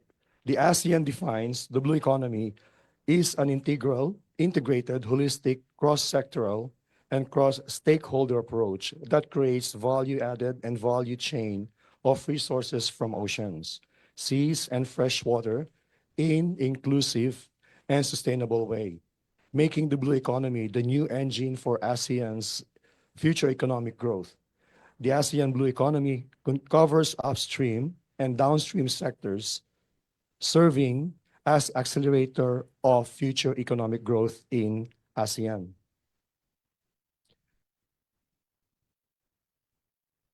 While the term blue economy and ocean economy have been used interchangeably, the two terms are actually quite distinct. And I think it's very important that we recognize the difference between the two terms. So the concept of blue economy presupposes that sustainability principles are incorporated in undertaking ocean-based economic activities. The ocean-based economy, the ocean economy, on the other hand, is a sub-reporting component of the national income accounting, or what we usually call the gross domestic product or national income accounts prepared by the Philippine Statistics Authority. So when you combine the sustainability principles and the ocean-based economy, that's where actually the term blue economy applies, because as defined by the World Bank and the Asian Development Bank, we have to look at the health of the marine ecosystem in undertaking ocean-based economic activities.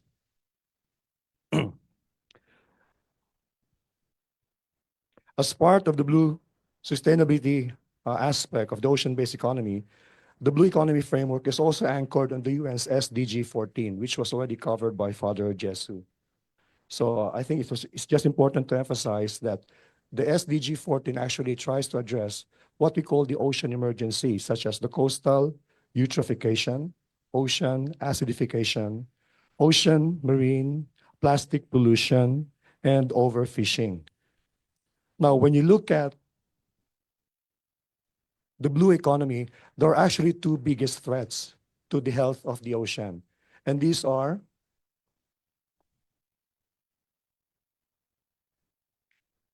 the global carbon emissions and plastic pollution. And according to earth.org, which is an environmental news website, the Philippines is the major producer of plastic pollution. So really, we have a problem in our region, which is being caused by us, And of course, we Filipinos like to use a lot of plastics, even our daily activities in shopping, in buying consumer goods. So these are the two biggest threats to the health of the ocean in the region, particularly in the Central Visayas and Cebu. So let me look at some of the data on why focus on Central Visayas and Cebu.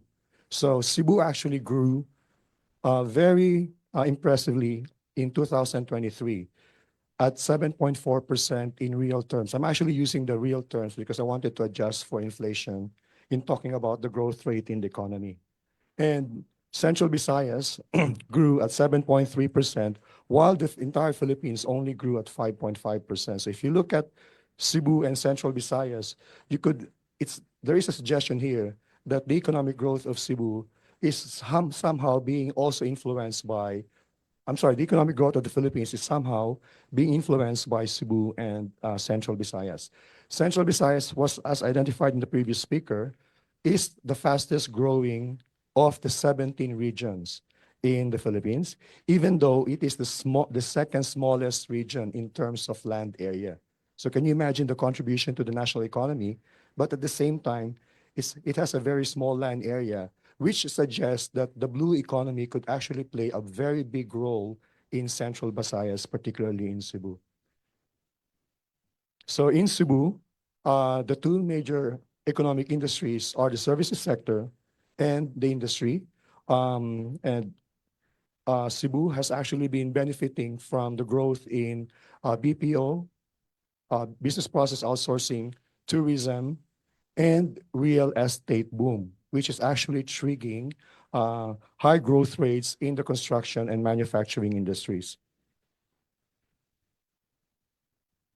And also, Cebu actually reached, in 2023, the trillion peso GDP mark in real terms. So by 2023, the Cebu's economy has already reached 1.008 trillion pesos in real terms. So this is adjusted for inflation. So this is now the breakdown of the major economic industries in Cebu. The purpose I'm showing this to you is to demonstrate that these industries could actually play a very important role as we embrace the blue economy framework. So many of the ocean-based activities are actually driving these industries within the services and industrial sector.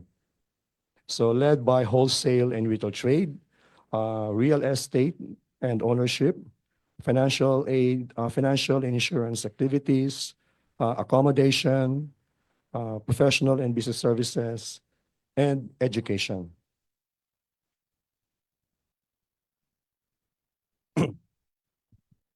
It is important to remember that when we talk about blue economy, we need to have some metrics. And the metrics actually have already been compiled as early as 2009 by the National Statistical Coordinating Board. And these metrics have gone through repeated updates in 2015 and 2017 until finally in 2019, the Philippine Statistics Authority shared to the public for the first time what we call the Philippine Ocean Economy Satellite Accounts. So the accounts, the industries included in the accounts, will be the basis in analyzing how we move forward with the blue economy in Cebu and Central Visayas.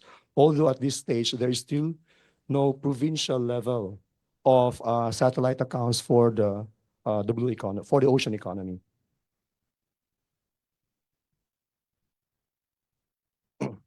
So the initial results of the exploratory analysis led to the identification of the following major sectors or industries that will be driving Cebu's ocean-based economy.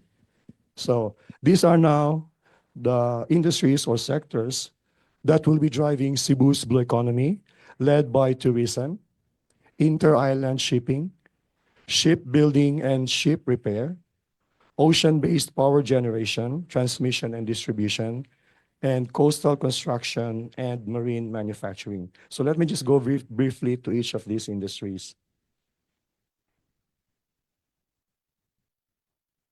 So in terms of tourism, Cebu accounted for 17.4% of tourist arrivals by airports in 2023. So the surge in tourist arrivals in the province increased demands for economic services, particularly the following industries: accommodation and food services. So our guests right now are staying in hotels. So tourists staying in resorts, they actually contribute to what we call the ocean-based economy. Transportation and storage. So the tourists, when they board the ferry from Cebu to Bohol, that is also part of what we call a blue economic activity. Other services like entertainment, recreation, museum, including gambling. We now have New Star in SRP. So these services actually are being driven by tourist arrivals in the Philippines. Professional and business services, including the MSMEs, and then, of course, financial and insurance activities. So the tourism sector actually is expected to drive many of these industries in Cebu and Central Visayas.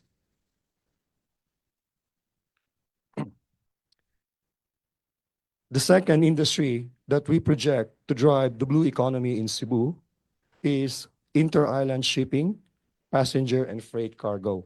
So Cebu is based to over 80% of inter-island shipping capacity in the Philippines.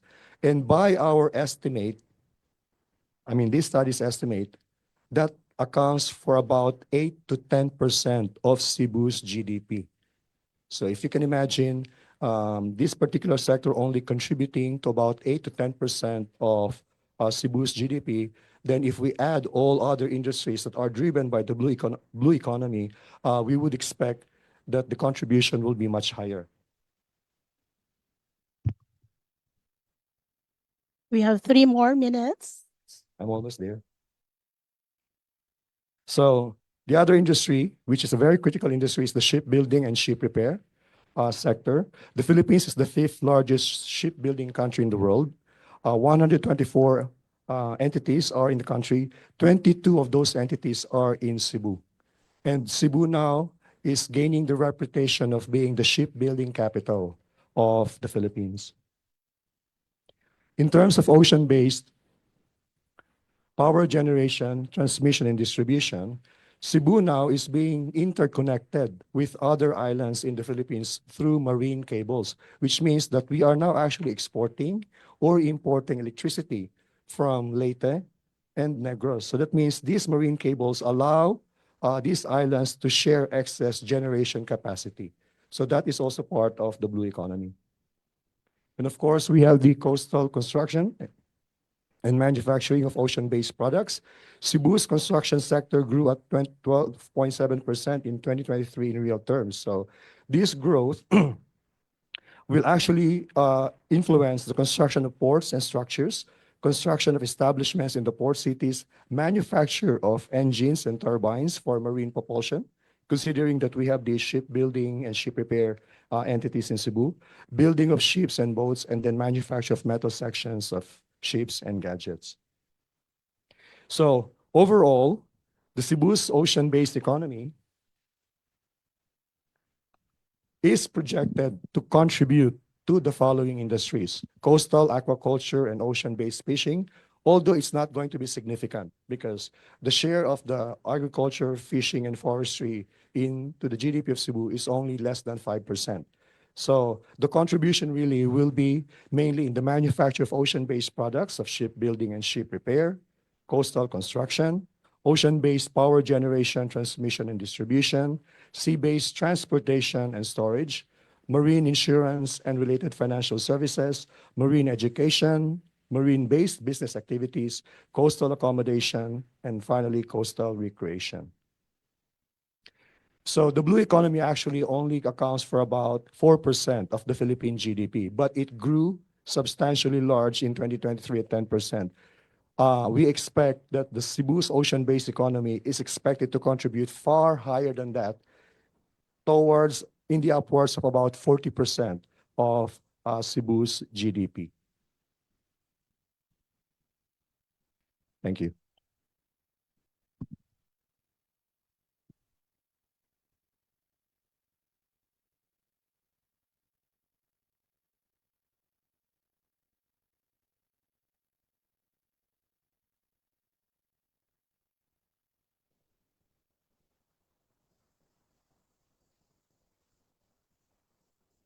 You, Dr. Julius. I'm very sure that your students can relate to the presentation, particularly on the identified drivers, industry drivers in Cebu City on the ocean blue economy. Today, we are joined by Dr. Maria Cristina Paler as our discussant in this forum. She is an assistant professor in the Department of Biology of the University of San Carlos. She earned her BS in Biology from the University of the Philippines, Cebu, MS in Environmental Science from the University of San Carlos, and PhD in Environmental Science from the University of the Philippines, Los Baños. Her research interests include applied ecology, ecotoxicology, pollution studies, waste management, and valorization, and macro and microplastics. Dr. Paler has published several studies, including low microplastic abundance in Siganos SPP from the Tanian Strait, Central Philippines in 2021, and plastic waste occurrence on a beach of southwestern Luzon, Philippines in 2019. In 2022, she received the Best Research Paper Award at the Regional Research and Development Symposium for her study on plastic diversity in mangroves around Cebu Island. She currently serves as an associate editor for the Philippine Scientist Journal Friends, Dr. Maria Cristina Paler.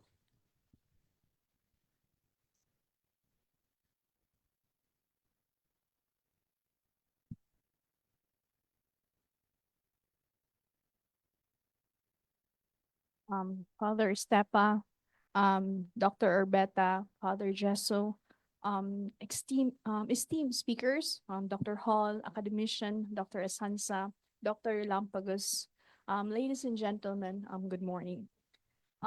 It is an honor to hear and learn from you, academician Esansa, of course, Dr. Hall, and also Dr. Lampagos.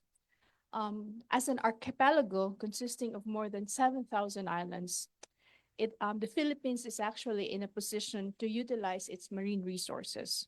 Yet, we are also faced with challenges that hinders us in the development of a sustainable blue economy. Today's lecture elucidates the challenge and opportunities as we move towards a sustainable blue economy. Marine fishing is a key component of the blue economy because it actually provides a substantial amount of our globally consumed animal protein. In the Philippines, it ensures food security and at the same time, employment. Dr. Hall emphasized what is actually IUUF fishing, which is illegal, unregulated, underreported fishing, specifically for sardines, and of course, its drivers. She also highlighted the gender and social inequality which is manifested in this fishing industry. My realization in the presentation of Dr. Hall is that this problem is obviously complex. It inherently is cross-sectional. It has a social aspect, it has a legal aspect, it has an economic aspect, ecological, and therefore has to be addressed by multiple sectors. Meanwhile, Dr. Asansa emphasized the role of science, technology, and innovation in resource accounting, in the valuation of our resources, and of course, in the optimization and the use of our marine resources towards marine-related economic activities, and of course, conservation. She also highlighted, as stated in the Pagdanao 2050, that we need to improve our human capital. My realization in that presentation is that, yes, we really need more scientists and engineers to serve as think tanks to bolster the blue economy. As, of course, USC is in the position, or we actually have a huge responsibility to contribute to this call that we need to improve or produce more scientists, engineers, researchers. And of course, Dr. Lampagos also clearly defined the difference between what is just ocean-based economy and what is really blue economy. And he also emphasized that Cebu being a small island, yet we contribute a huge amount to the Philippine economy. So we are indeed in the position to be able to help the Philippines towards the blue economy. Also, Dr. Lampagos emphasized what are actually this ocean-based economy. And I think it would really be a huge input if this lecture of Dr. Lampagos will be accounted for in framing the Metro Cebu Blue Loop agenda. Because currently we do have a group who is actually into this, but apparently many of the activities in the Metro Cebu Blue Loop agenda do not coincide with the services and the industry that is supposedly contributing to this economic activities. But basically, what I realized in this presentation is that the implementation of the blue economy solutions would actually rely on the synergy between the government, between science, and of course, technology, and at the same time, the financial institutions. So it's not just going to be a single discipline, a single sector. So I am hoping, of course, that we all work together, regardless of what discipline we are, of what sector we belong to, that we would always be able to institutionalize the use of our marine resources while integrating always the economic, social, and environmental aspects to promote and bolster blue economy in Cebu and the Philippines. Thank you. Thank you, Dr. Christina.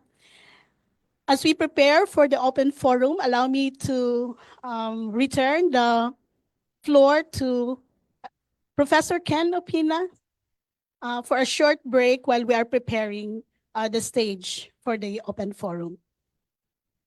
Ken?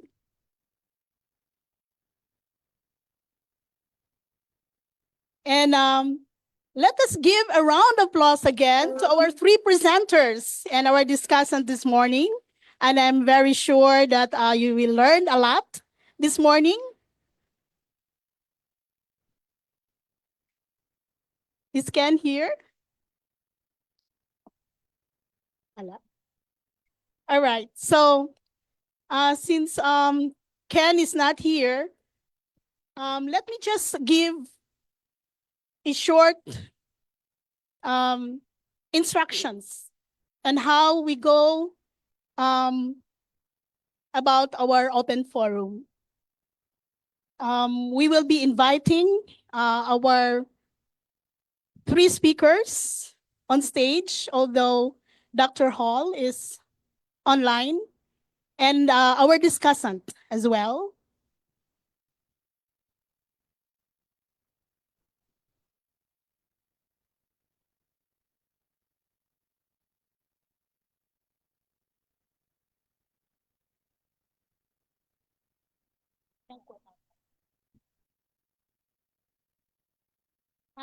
Thoughts? Okay. Okay, Ken is here. Sorry. Okay, Ken. Right, The microphone is yours. Yes, I'll be asking anybody from the audience regarding their thoughts. How about our attendees here? Yes, sir. Kindly stand, state your name and where you're from. Hi, good day, everyone. I'm Aureliano Pilaping Jr. from the Curious World Academy. I'm attending this session because this is really related to my major, which is social studies. I really learned a lot in terms of the blue economy in Cebu and also in the Philippines. So, and the speakers were really great and fluent in terms of their topics. All right. Thank you so much. So he learned a lot this morning, Doc Wilma. Thank you for that. And while you are asking another student, I would like to invite our speakers and our discussant, Dr. Azanza, Dr. Relampagos, and Dr. Paler to be with us here on stage for the question and answer portion. All right. I think we have one more. Let's hear your insights, sir.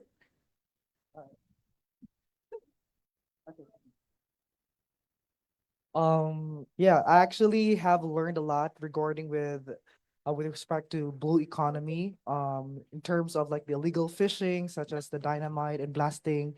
And I have learned about as well that Cebu is like the what do you call that place? Cebu is like the in terms of like what do you call that? Leader Oh yeah, of yeah, okay. Cebu is like the leader in terms of implementing the such deed economy. Yeah. yeah the blue economy. So yeah, so that's it. Thank you so much. I think that's it. Thank Doc you. Wilma. Thank you, Ken. We are now ready to entertain questions from our on-site and online participants here. On-site here at the University of San Carlos, and as well as participants via Zoom and via official Facebook page of PIDS and SERPI. Just to give a short instruction, please. Please give short and direct questions and address it to a specific speaker or person. Number two, introduce yourself, your name and affiliation, and if you are a student, your name, your course and year, and your institution. So the floor now is open to question and answer. Now, if students, please approach the microphone. We will prioritize first questions from our audience here at University of San Carlos. I see one raising hand. You are recognized. Name and your year and course. Ronnie Boris from the Bachelor of Science in Economics. Good morning, Ronnie. Good morning. I've spoken with my dear friend whose business is into fishing, and one of the topics we had was the fishing, such as the using of dynamite and blasting, is still being practiced. So, approval of Blue Economy Act promoting marine renewal, renewable energy protecting oceanic resources. Now, how can we implement and strengthen these regulations? Okay, who would like you to answer or address your question? Any others? Amy, Any speakers? Thank you. do we have microphone?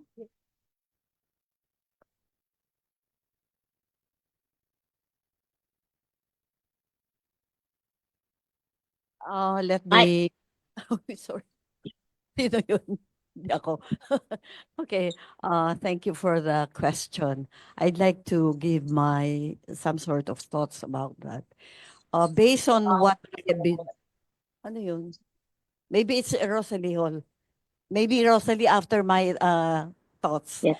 Okay. So, okay, again, based on what we were discussing at the lower house and the upper house, the Blue Economy Bill or Act, after it has been signed by the President, kasi may bicameral pa yan, and then to be signed by the President, this illegal fishing and all the other negative impacts into our fisheries and bad practices in aquaculture will be addressed.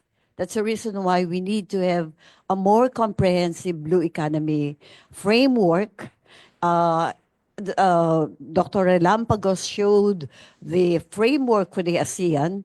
When I was the chair of the ASEAN Subcommittee on Marine Science and Technology, we came up with these inputs into the ASEAN framework, Blue Economy framework. And so therefore, all the negative activities in the ocean, especially those waters that are neighboring, no? Magkakatabi tayo lahat, no? Sa ASEAN, will be covered by that ASEAN Blue Economy Framework. So we are now at the second stage of coming up with specific activities, and we are going to come up with other proposals, like for example, coming up with an ASEAN heritage sites, which are supposed to be more protected. So we have local marine protected areas. At the Subcommittee on Marine Science and Technology, we will be proposing ASEAN heritage sites in the marine areas. Thank you. Dr. Azanza, we have another question addressed to Dr. Hall, and this is a question from Razel Garcia from DOST NIR and from Zoom and online participant. Has there been any finding on the marital status of women working in the supply chain? Are they predominantly single, married, or widowed? What is the implication of this data? Thank you very much for those questions. I just want to make sure that I'm audible. Narinig po ako. Thank you. I'm at the hotel lobby. Pardon. On the question of the use of blast or dynamite fishing, what is interesting in the case of sardines fishery in Carles is that the type of blast that they use is actually homemade modified using sunrox ammonium basically. And they use it in conjunction with what is considered a legal gear, which is a form of a net or encircling net. So what falls into IUU fishing in their practice is the use of blast plus the legal gear, which is the net, to enable them to conduct their harvest activity. And what is also interesting about this is that much of our enforcement structure in the Philippines against IUUF is really directed at activities at sea. What we wanted to emphasize in this study about the chain is to consider also enforcement and regulation on land-based activity. So, for instance, we found out that in the sardines, everybody knows and can tell from the moment they get the fish and have them dried, which one is a result of blast fishing. They know. The dryers themselves know if a particular type of tabagak has been caught using blast and that which has not caught blast and using blast. What is interesting is that those that are caught using this blast plus net contraption is that they are physically intact. So the tuyo that you buy in your market with the head intact, that's more price considered compared to tuyo that is, or tabagak without a head, which is likely caught using just a regular net, but the fish struggles as it is caught, and therefore there's a lot of damage on the physical integrity. What we were proposing in this study is to perhaps reorient enforcement towards land-based activities, including marketing and processing. How can we encourage our processors and buyers to make sure that the fish that they are buying and drying actually are caught using legal gear, meaning not caught using IUU fishing strategies. And it is a surprise to us that everyone's complicit about IUUF and the use of blast. It's just that they kind of ignore it.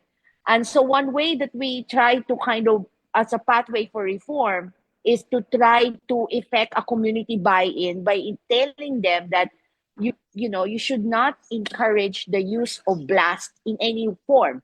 Because if this is a question of using blast just to incite schooling of the fish, so the sardines need to school so it will be easier to kind of swoop them into the net, then there should be an alternate technology to incite the schooling rather than using blast. So having a conversation about this with fishers, I think is so much more useful rather than just kind of like brushing it aside. But more importantly, the community buy-in is really trying to encourage the buyers and traders to kind of be more conscious about the progeny of the fish that they're buying to make sure that they are not caught using illegal gear or destructive gear. So I think what we want to emphasize in this study is to kind of consider the entirety of the chain and redirect and pay attention to more land-based regulation of fisheries rather than enforcement at sea. It's very hard to catch catch fishers using destructive gear because unless you catch them in flagrante, it's just hard because it's a very, very vast waters and very weak enforcement structures that we have, assets in particular for the Bantay Dagat and the PCG. So that the only kind of like perhaps better alternative is to try to regulate more on the marketing side. Thank you. Very regarding the status of the women, all the women are married. They are in fact part of what we call fishing families. In sardines fishery is a family affair. So the wife does the processing. It is she or she will likely be also involved in retail, and the children are involved as additional crew when the father or the male head of the household adult goes out fishing. So it's a family affair. So it's not really. I think it's that is the context from which we are drawing this insight on gender dimension. Thank you, Dr. Hall. Okay, so let we have a third question from the audience. Okay, so would you like to rejoin, Dr. Yes. Francis? Regarding the use of blast fishing, that has to stop because blast fishing does not discriminate between adult and juveniles, which means if you do blast fishing, you're actually affecting the long-term supply of fish or the fish stocks. Not to mention the damage it causes to the corals, which are the breeding grounds for fish, and of course to human health, because if there's an accident, that could be fatal to the Agree. fisher folks. So blast fishing has to stop. All right. So let us have the third question, your name, affiliation, and address your question to a specific speaker. Thank you so much, Doctor. I am Ken Isaac Baltiador of the a student of economics in the University of San Carlos, and my question is directed to Dr. Azanza and Dr. Hall. It has something to do with disaster resilience in our blue economy agenda. So this is actually based on some experience as well, that something that I've seen with my own eyes. So my question basically, to give a background on my question is that during Typhoon Odette, that was way back 2021, the day after, we went to our own hometown in the south of Cebu, and we have really noticed fishing communities there that were really destroyed. Their houses were already gone. Their boats, their source of livelihood were destroyed. And that during the time of recovery, that was January 2022 and onwards, they were not able to recover much anymore, which I can say that I know that community specifically gives a very big share to the municipality market when it comes to fish. So my question is, has PIDS or have you already, are there proposals so far or policy actions that the private sector or the government can do to ensure that our blue economy is disaster resilient? May I give my thoughts about this? Of course, no, that is very important. In the past, the Philippines has been so land focused in many policies. And so therefore, if you take note of Pagtanaw 2050, we emphasize such a foresight, the future, the near future, and the distant future.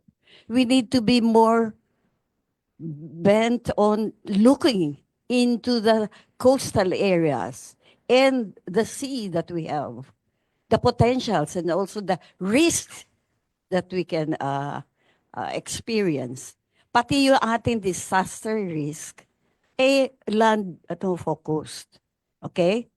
So, it is one of the recommendations of that Pagtanaw 2050. Lagi kong binabanggit yan. Kasi that is being used by many government agencies now because it's part of an AO, I think, or EO, that for strategic planning, Pagtanaw can be used. NEDA and all the others are using this. So, disaster risk reduction should increase.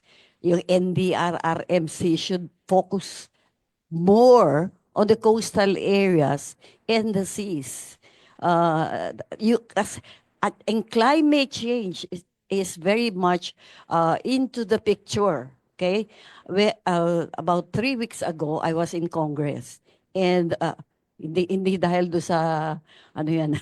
Anyway, a keynote talk about this marine studies and so on, and Congressman, the former governor of Bohol, now Congressman Chavez ba yun?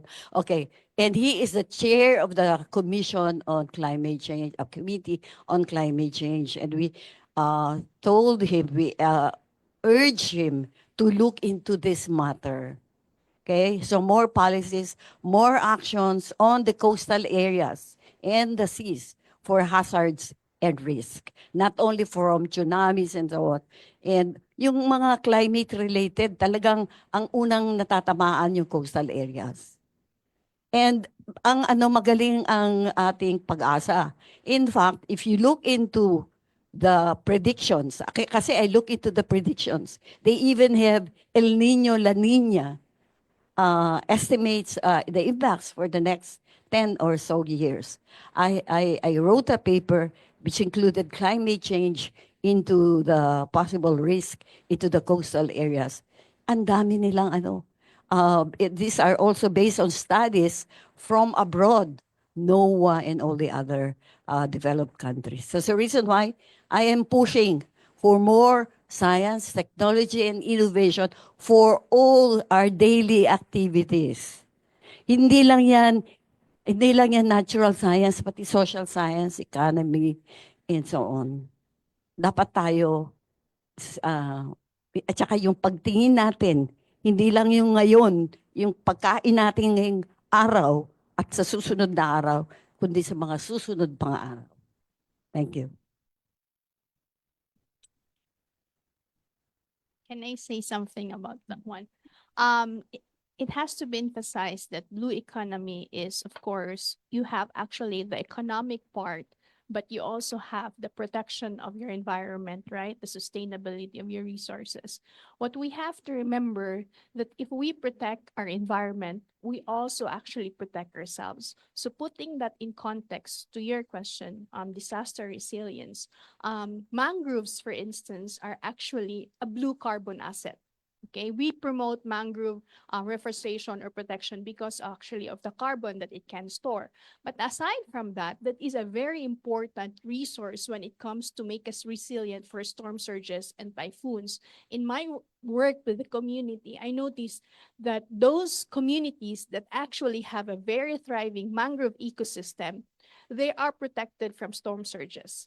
So, and in fact, they hide their boats sa mangroves during storms. And their houses are also protected because, of course, the storm surge cannot actually reach their houses or the communities. So if you're going to look at it, this is two-pronged. You actually make it your community disaster resilient, but at the same time, you also address blue economy.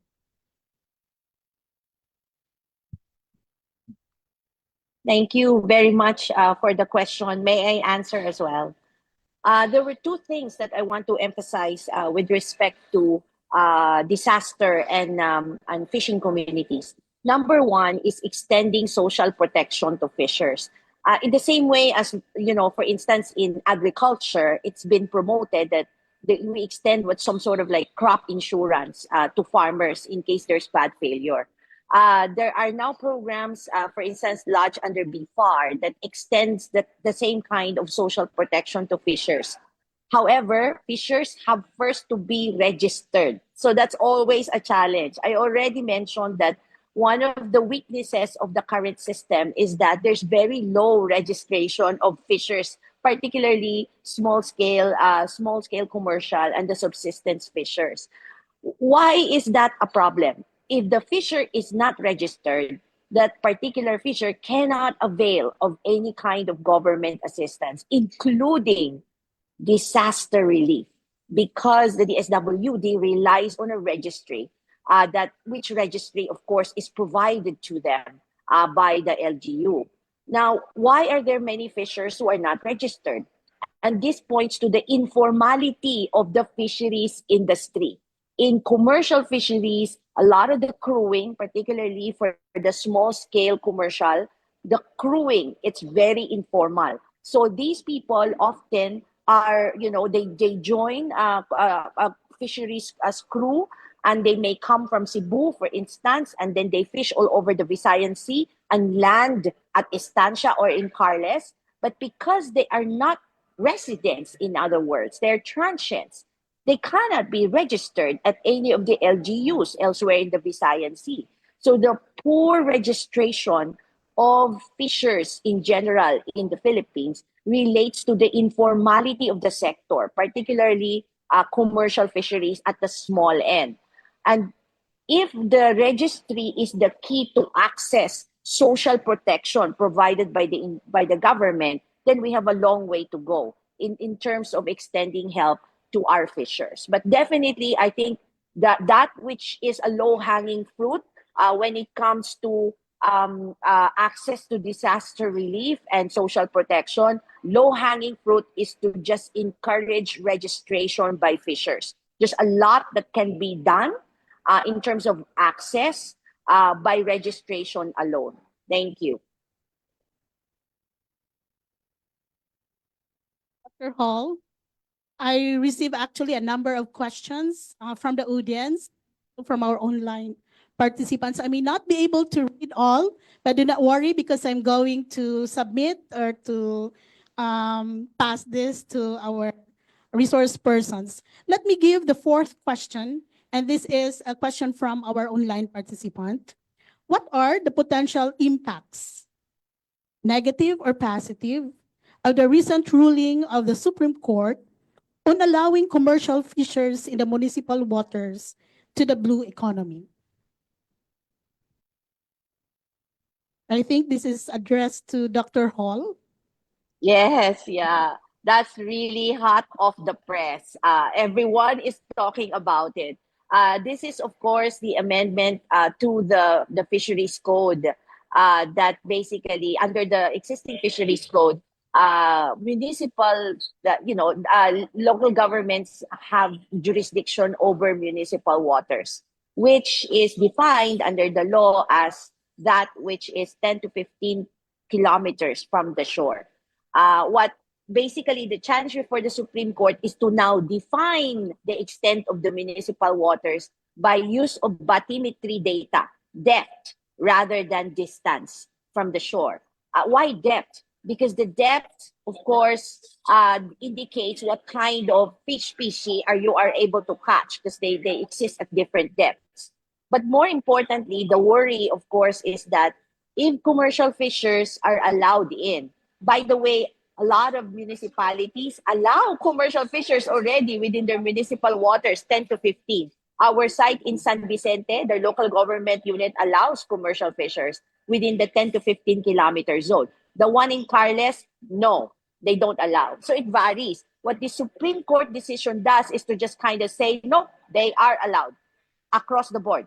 But of course, the implications is that I think the proponents of this particular challenge before the Supreme Court were thinking that there is underfishing happening in the municipal waters. There's the notion that there is still some slack that commercial fisheries can pick up on by being able to catch the extra fish, as it were.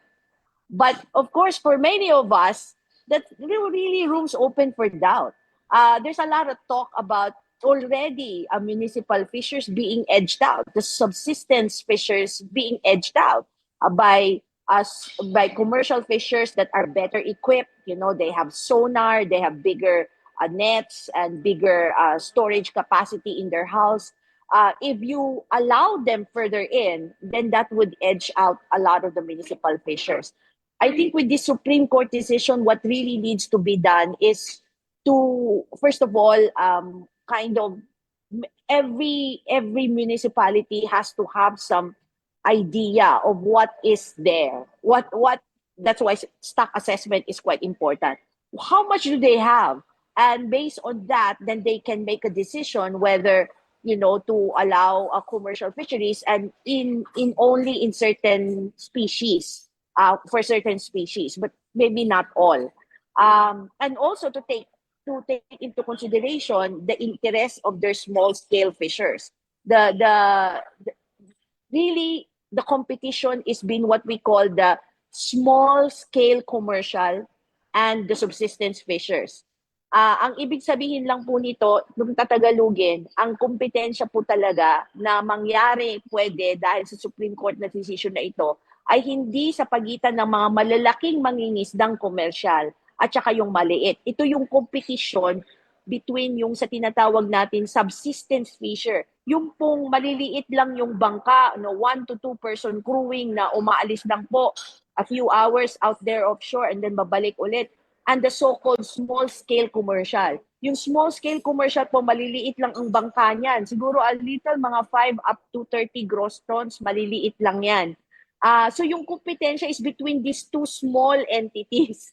So ang kailangan lang talagang gawin ng LGU is pag-usapan. Kailangan may pag-uusap. Kung meron mang mga small-scale commercial doon sa kanilang jurisdiction at saka yung mga subsistence fisher, kailangan nilang mag-usap hanggang saan lang kayo. Pwede po yung pag-usapan. We've done there have been lots of studies where local governments negotiated and negotiated between different fisher interest groups regarding the kind of fisheries that could happen within their jurisdiction. But nevertheless, kaya yung blue economy talaga, with respect to the Supreme Court decision, on one hand, my personal opinion is, natatakot ako para sa mga subsistence fishers. Kasi talaga, they're gonna be edged out even further by better equipped and better sourced, better capitalized na mga commercial fishers na yung mas malalaki.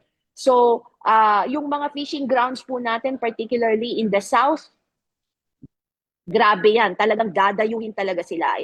In Palawan and also in the Sulu Sea, so sa may bandang mga Tawi-Tawi, Sulu, dahil medyo okay pa po yung coral reef nila doon, talagang dadayuhin yan siya ng mga malalaking commercial fleet. And that is, the danger that comes with it is, of course, the edging out of the small fishers. But all told, if all of these will lead to more increase in production, I think it's good news. It's just the question of equity. How do we ensure na yung pong mga maliliit na mga mangingisda ay hindi maagrabyado sa ganitong sistema? Thank you po. Thank you, Dr. Hall. In the interest of time, we will have two last questions. One for Dr. Wilampagos and another for Dr. Azanza. May I just give a very brief comment on that? Go ahead, Dr. One very important impact that we have to consider when we allow big ships or big fishing vessels to go into the municipal waters is that they can have that potential of destroying the sites where reproduction and the life cycle of the fishery will be affected. And of course, Dr. Hall has discussed lengthily the impact on the subsistence fisheries. And may I say that the Supreme Court can reverse its decision. We did that. The National Academy of Science and Technology gave its stand on the BT Talong, and it was the Supreme Court reversed its decision on BT Talong. And so we are asking every quarter of our society, especially the fisheries sector, to give your stand. Nagawa ng Bureau of Fisheries and Aquatic Resources ng stand nila. UP Visayas nagawa na ng stand. And I will be talking to the NAST to give our stand on this particular issue.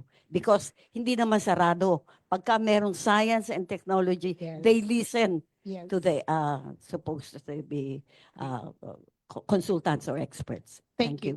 Yes, thank you. I'd like Dr. Wilampagos to address this very briefly. A question from Kay Lagunda from USC. How can local communities in Cebu benefit from blue economy, particularly in livelihood opportunities? And the last question addressed to all, or you may also provide takeaways addressed to all our members of the resource panel. What do you think are the key challenges the Philippines is facing in asserting its leadership role in the APEC blue economy? So may I ask Dr. Wilampagos first to answer the question regarding how can local communities in Cebu benefit from blue economy, particularly on the livelihood opportunities? That would be coastal tourism.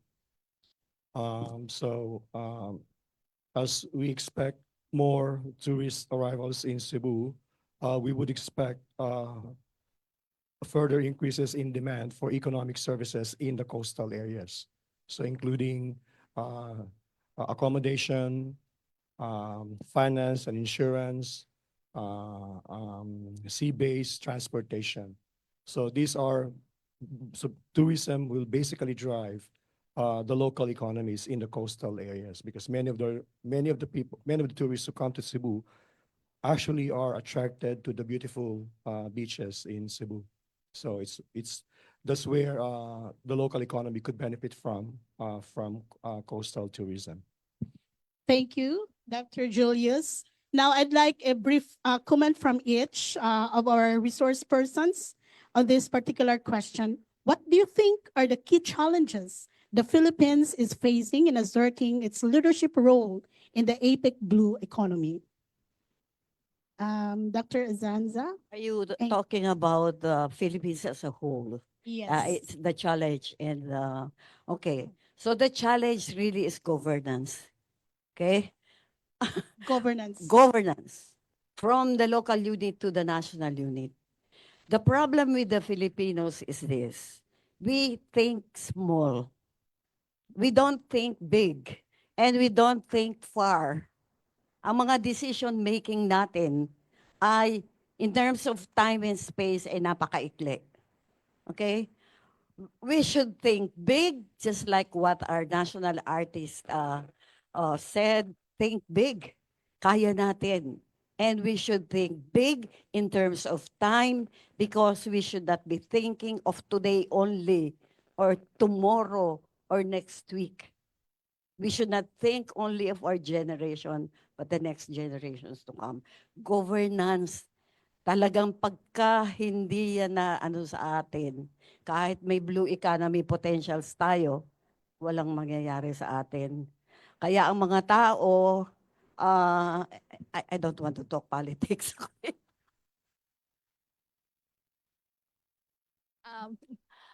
Okay. I think but of course governments is number one. But this is just an addition. I think it's data.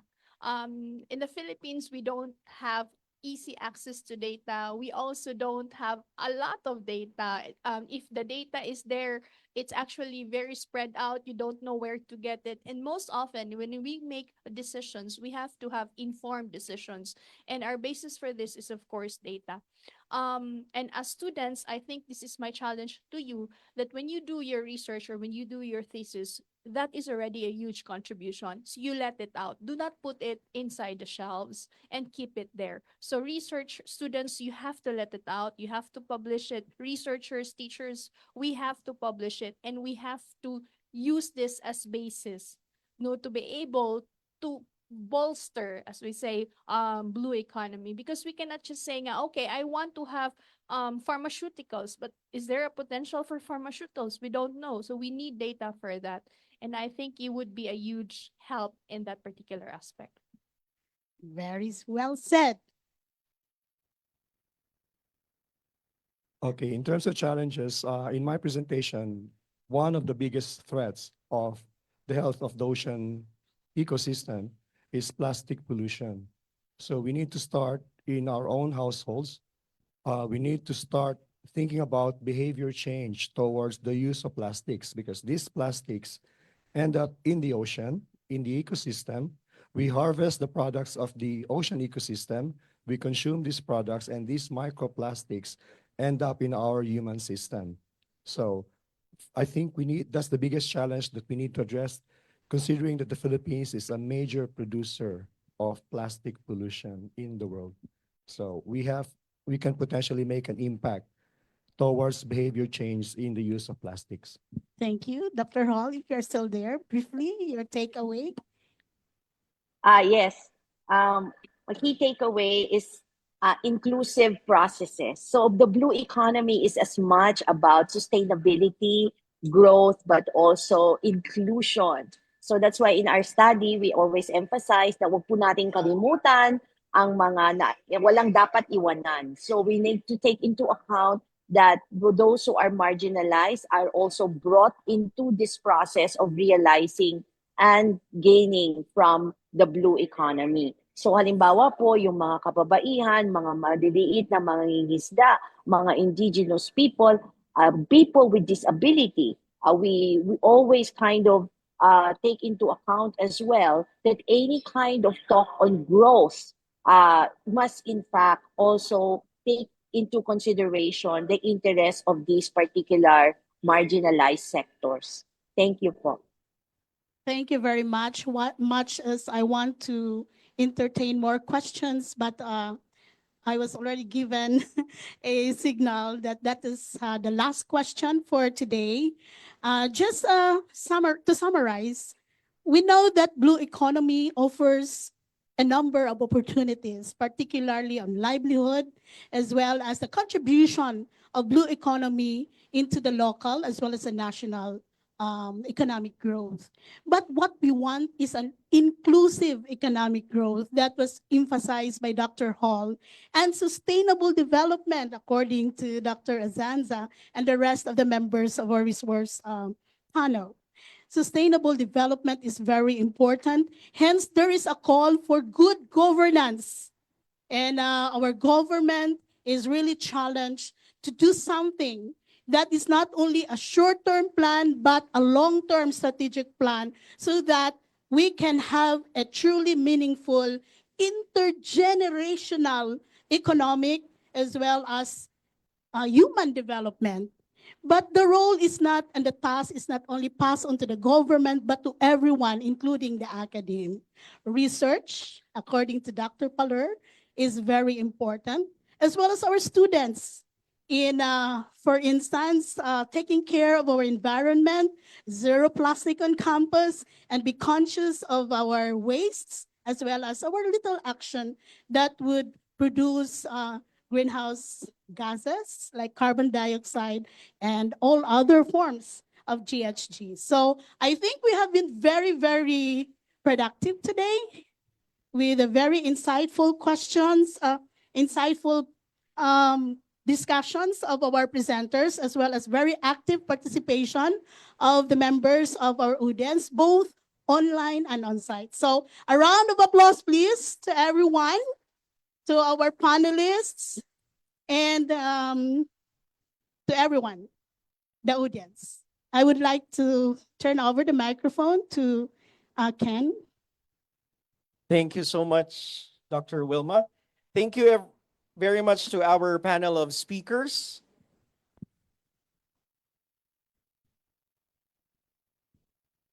Of course, our distinguished speakers this morning, ladies and gentlemen, Dr. Rosalie Arcala Hall, who was with us online, or who is with us online rather, Dr. Rodora Azanza, Dr. Julius Relampagos, and Dr. Cristina Paler. We would also like to thank our moderator here, Dr. Wilma Tejero. So before we end, sorry for that. Before we end, may I request Dr. Aniceto Orbeta Jr., the PIDS president, Dr. Francis Kimba, our PASCN project director, and Dr. Patrick John Lim, the director of the USC Research Development Extension and Publication Office, to award the Certificate of Appreciation to our panelists. Of course, for Dr. Hall, who is with us online, PIDS will be sending her certificate. So allow me to read the citation on the certificate. This Certificate of Appreciation is presented to Dr. Rodora Azanza, Professor Emeritus, the Marine Science Institute, University of the Philippines, Diliman, and Academician, National Academy of Science and Technology, for contributing to the discussions during the Shaping APEC's Blue Economy Agenda, Philippine Leadership and Visayas-Centric Innovation Symposium, organized by the Philippine APEC Study Center Network of the Philippine Institute for Development Studies and the University of San Carlos, given this 19th day of February 2025 at University of San Carlos Talamban Campus in Cebu City. Signed, Dr. Aniceto C. Orbeta Jr., PIDS President, and Father Francisco Antonio T. Estepa, SVD, USC President.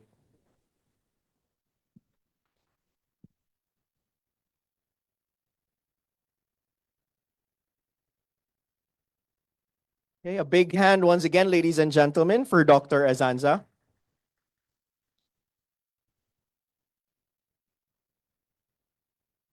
All right, thank you. The same certificate of appreciation is presented to Dr. Julius Relampagos, Chair and Associate Professor of the Department of Economics, University of San Carlos.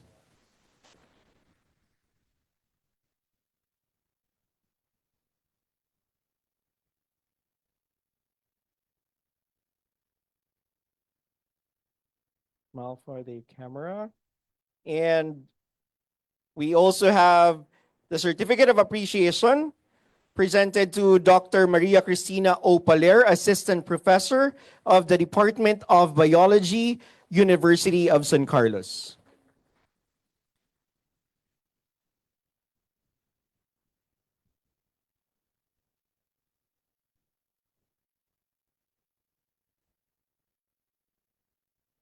And we also will be awarding the Certificate of Appreciation to Dr. Wilma Tejero, the Dean of the College of Business Administration, Suleiman University, for serving as our moderator this morning.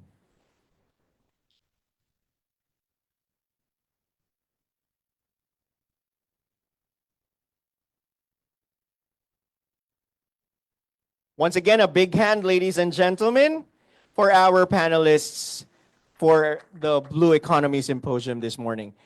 Unfortunately, that's all the time we have for today. Thank you very much to our panel for the valuable insights. You may now, thank you very much for your time and for your valuable insights. And of course, to our audience this morning, thank you very much for your active participation. For those who are here on site and the attendees on our online platforms, Zoom and Facebook viewers, let's give everyone a big round of applause, please. Before we officially close the program, I would like to call on the Philippine APEC Study Center Network Director and PIDS Senior Research Fellow, Dr. Francis Mark Kimba, for the closing remarks. Sir Francis?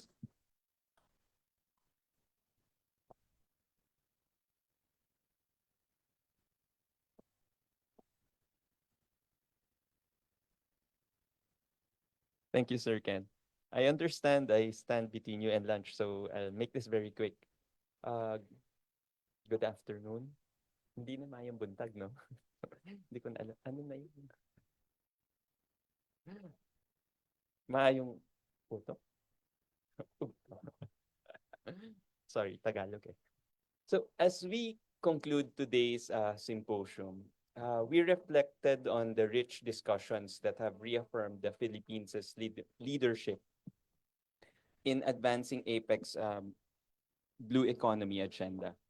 From policy recommendations to innovative local models, our discussions have underscored the urgency of integrating sustainable marine resource management into our economic growth strategies. The University of San Carlos has been recognized, has been at the forefront of fostering research and policy dialogue on marine sustainability and coastal resilience. Moving forward,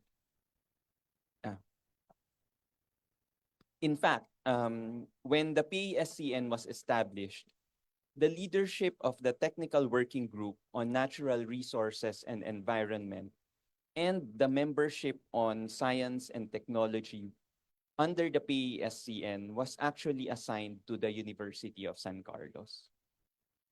Thus, I urge and call on the USC to take the lead in pioneering cutting-edge research and providing evidence-based policy recommendations that will shape not only our national strategies, but also APEC-wide cooperation on the blue economy.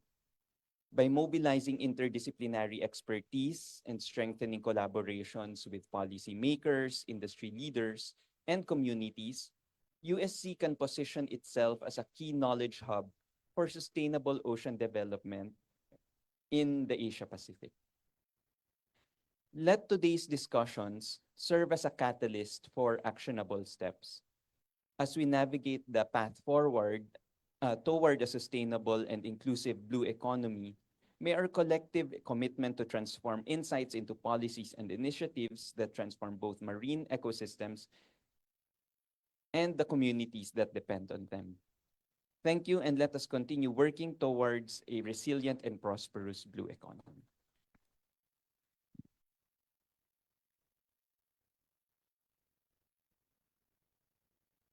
Thank you so much, Dr. Kimba. Once again, we will appreciate your attendance today. Of course, the speakers' presentations will be available at the PIDS website. And for those on Zoom and Facebook, you may click on the link provided. Okay. We would also like to remind everyone that we would love to hear your about today's program. So please do not forget to answer the feedback form. That for Zoom attendees, the link will be provided on the chat box. And for our on-site attendees, that will be the form provided for you upon registration. Once you've submitted your feedback form, you will receive your certificate of participation. Because of course, your feedback and recommendations are very much important for us to make sure that we get to better our upcoming events. You may also want to keep in touch with us on our social media pages. Please follow PIDS, PASCN, and USC on various social media platforms, Facebook, X, or Twitter, and YouTube channels, so you get updates from us. You have it on your screens right now.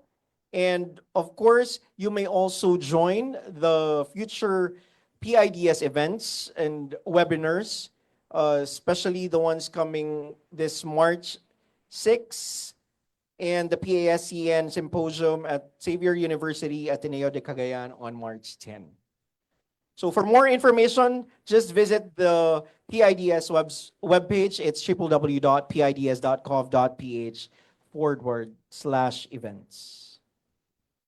I hope everyone got that.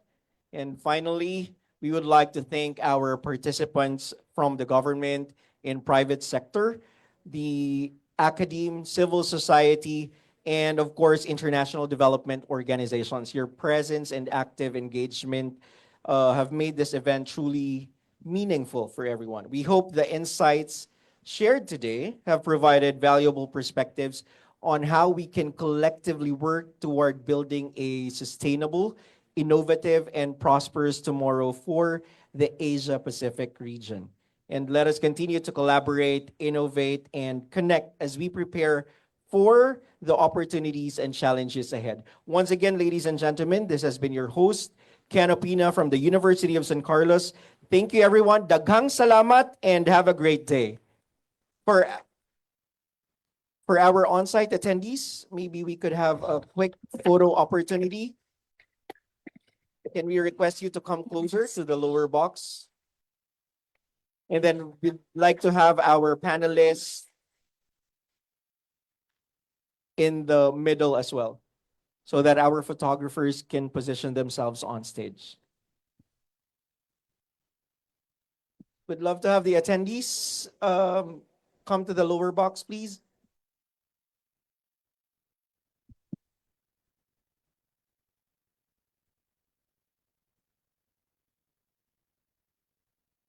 Panelists that so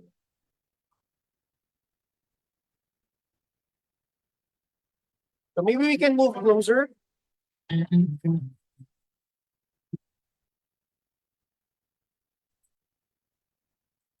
Course, our first panelist, the vice in the middle.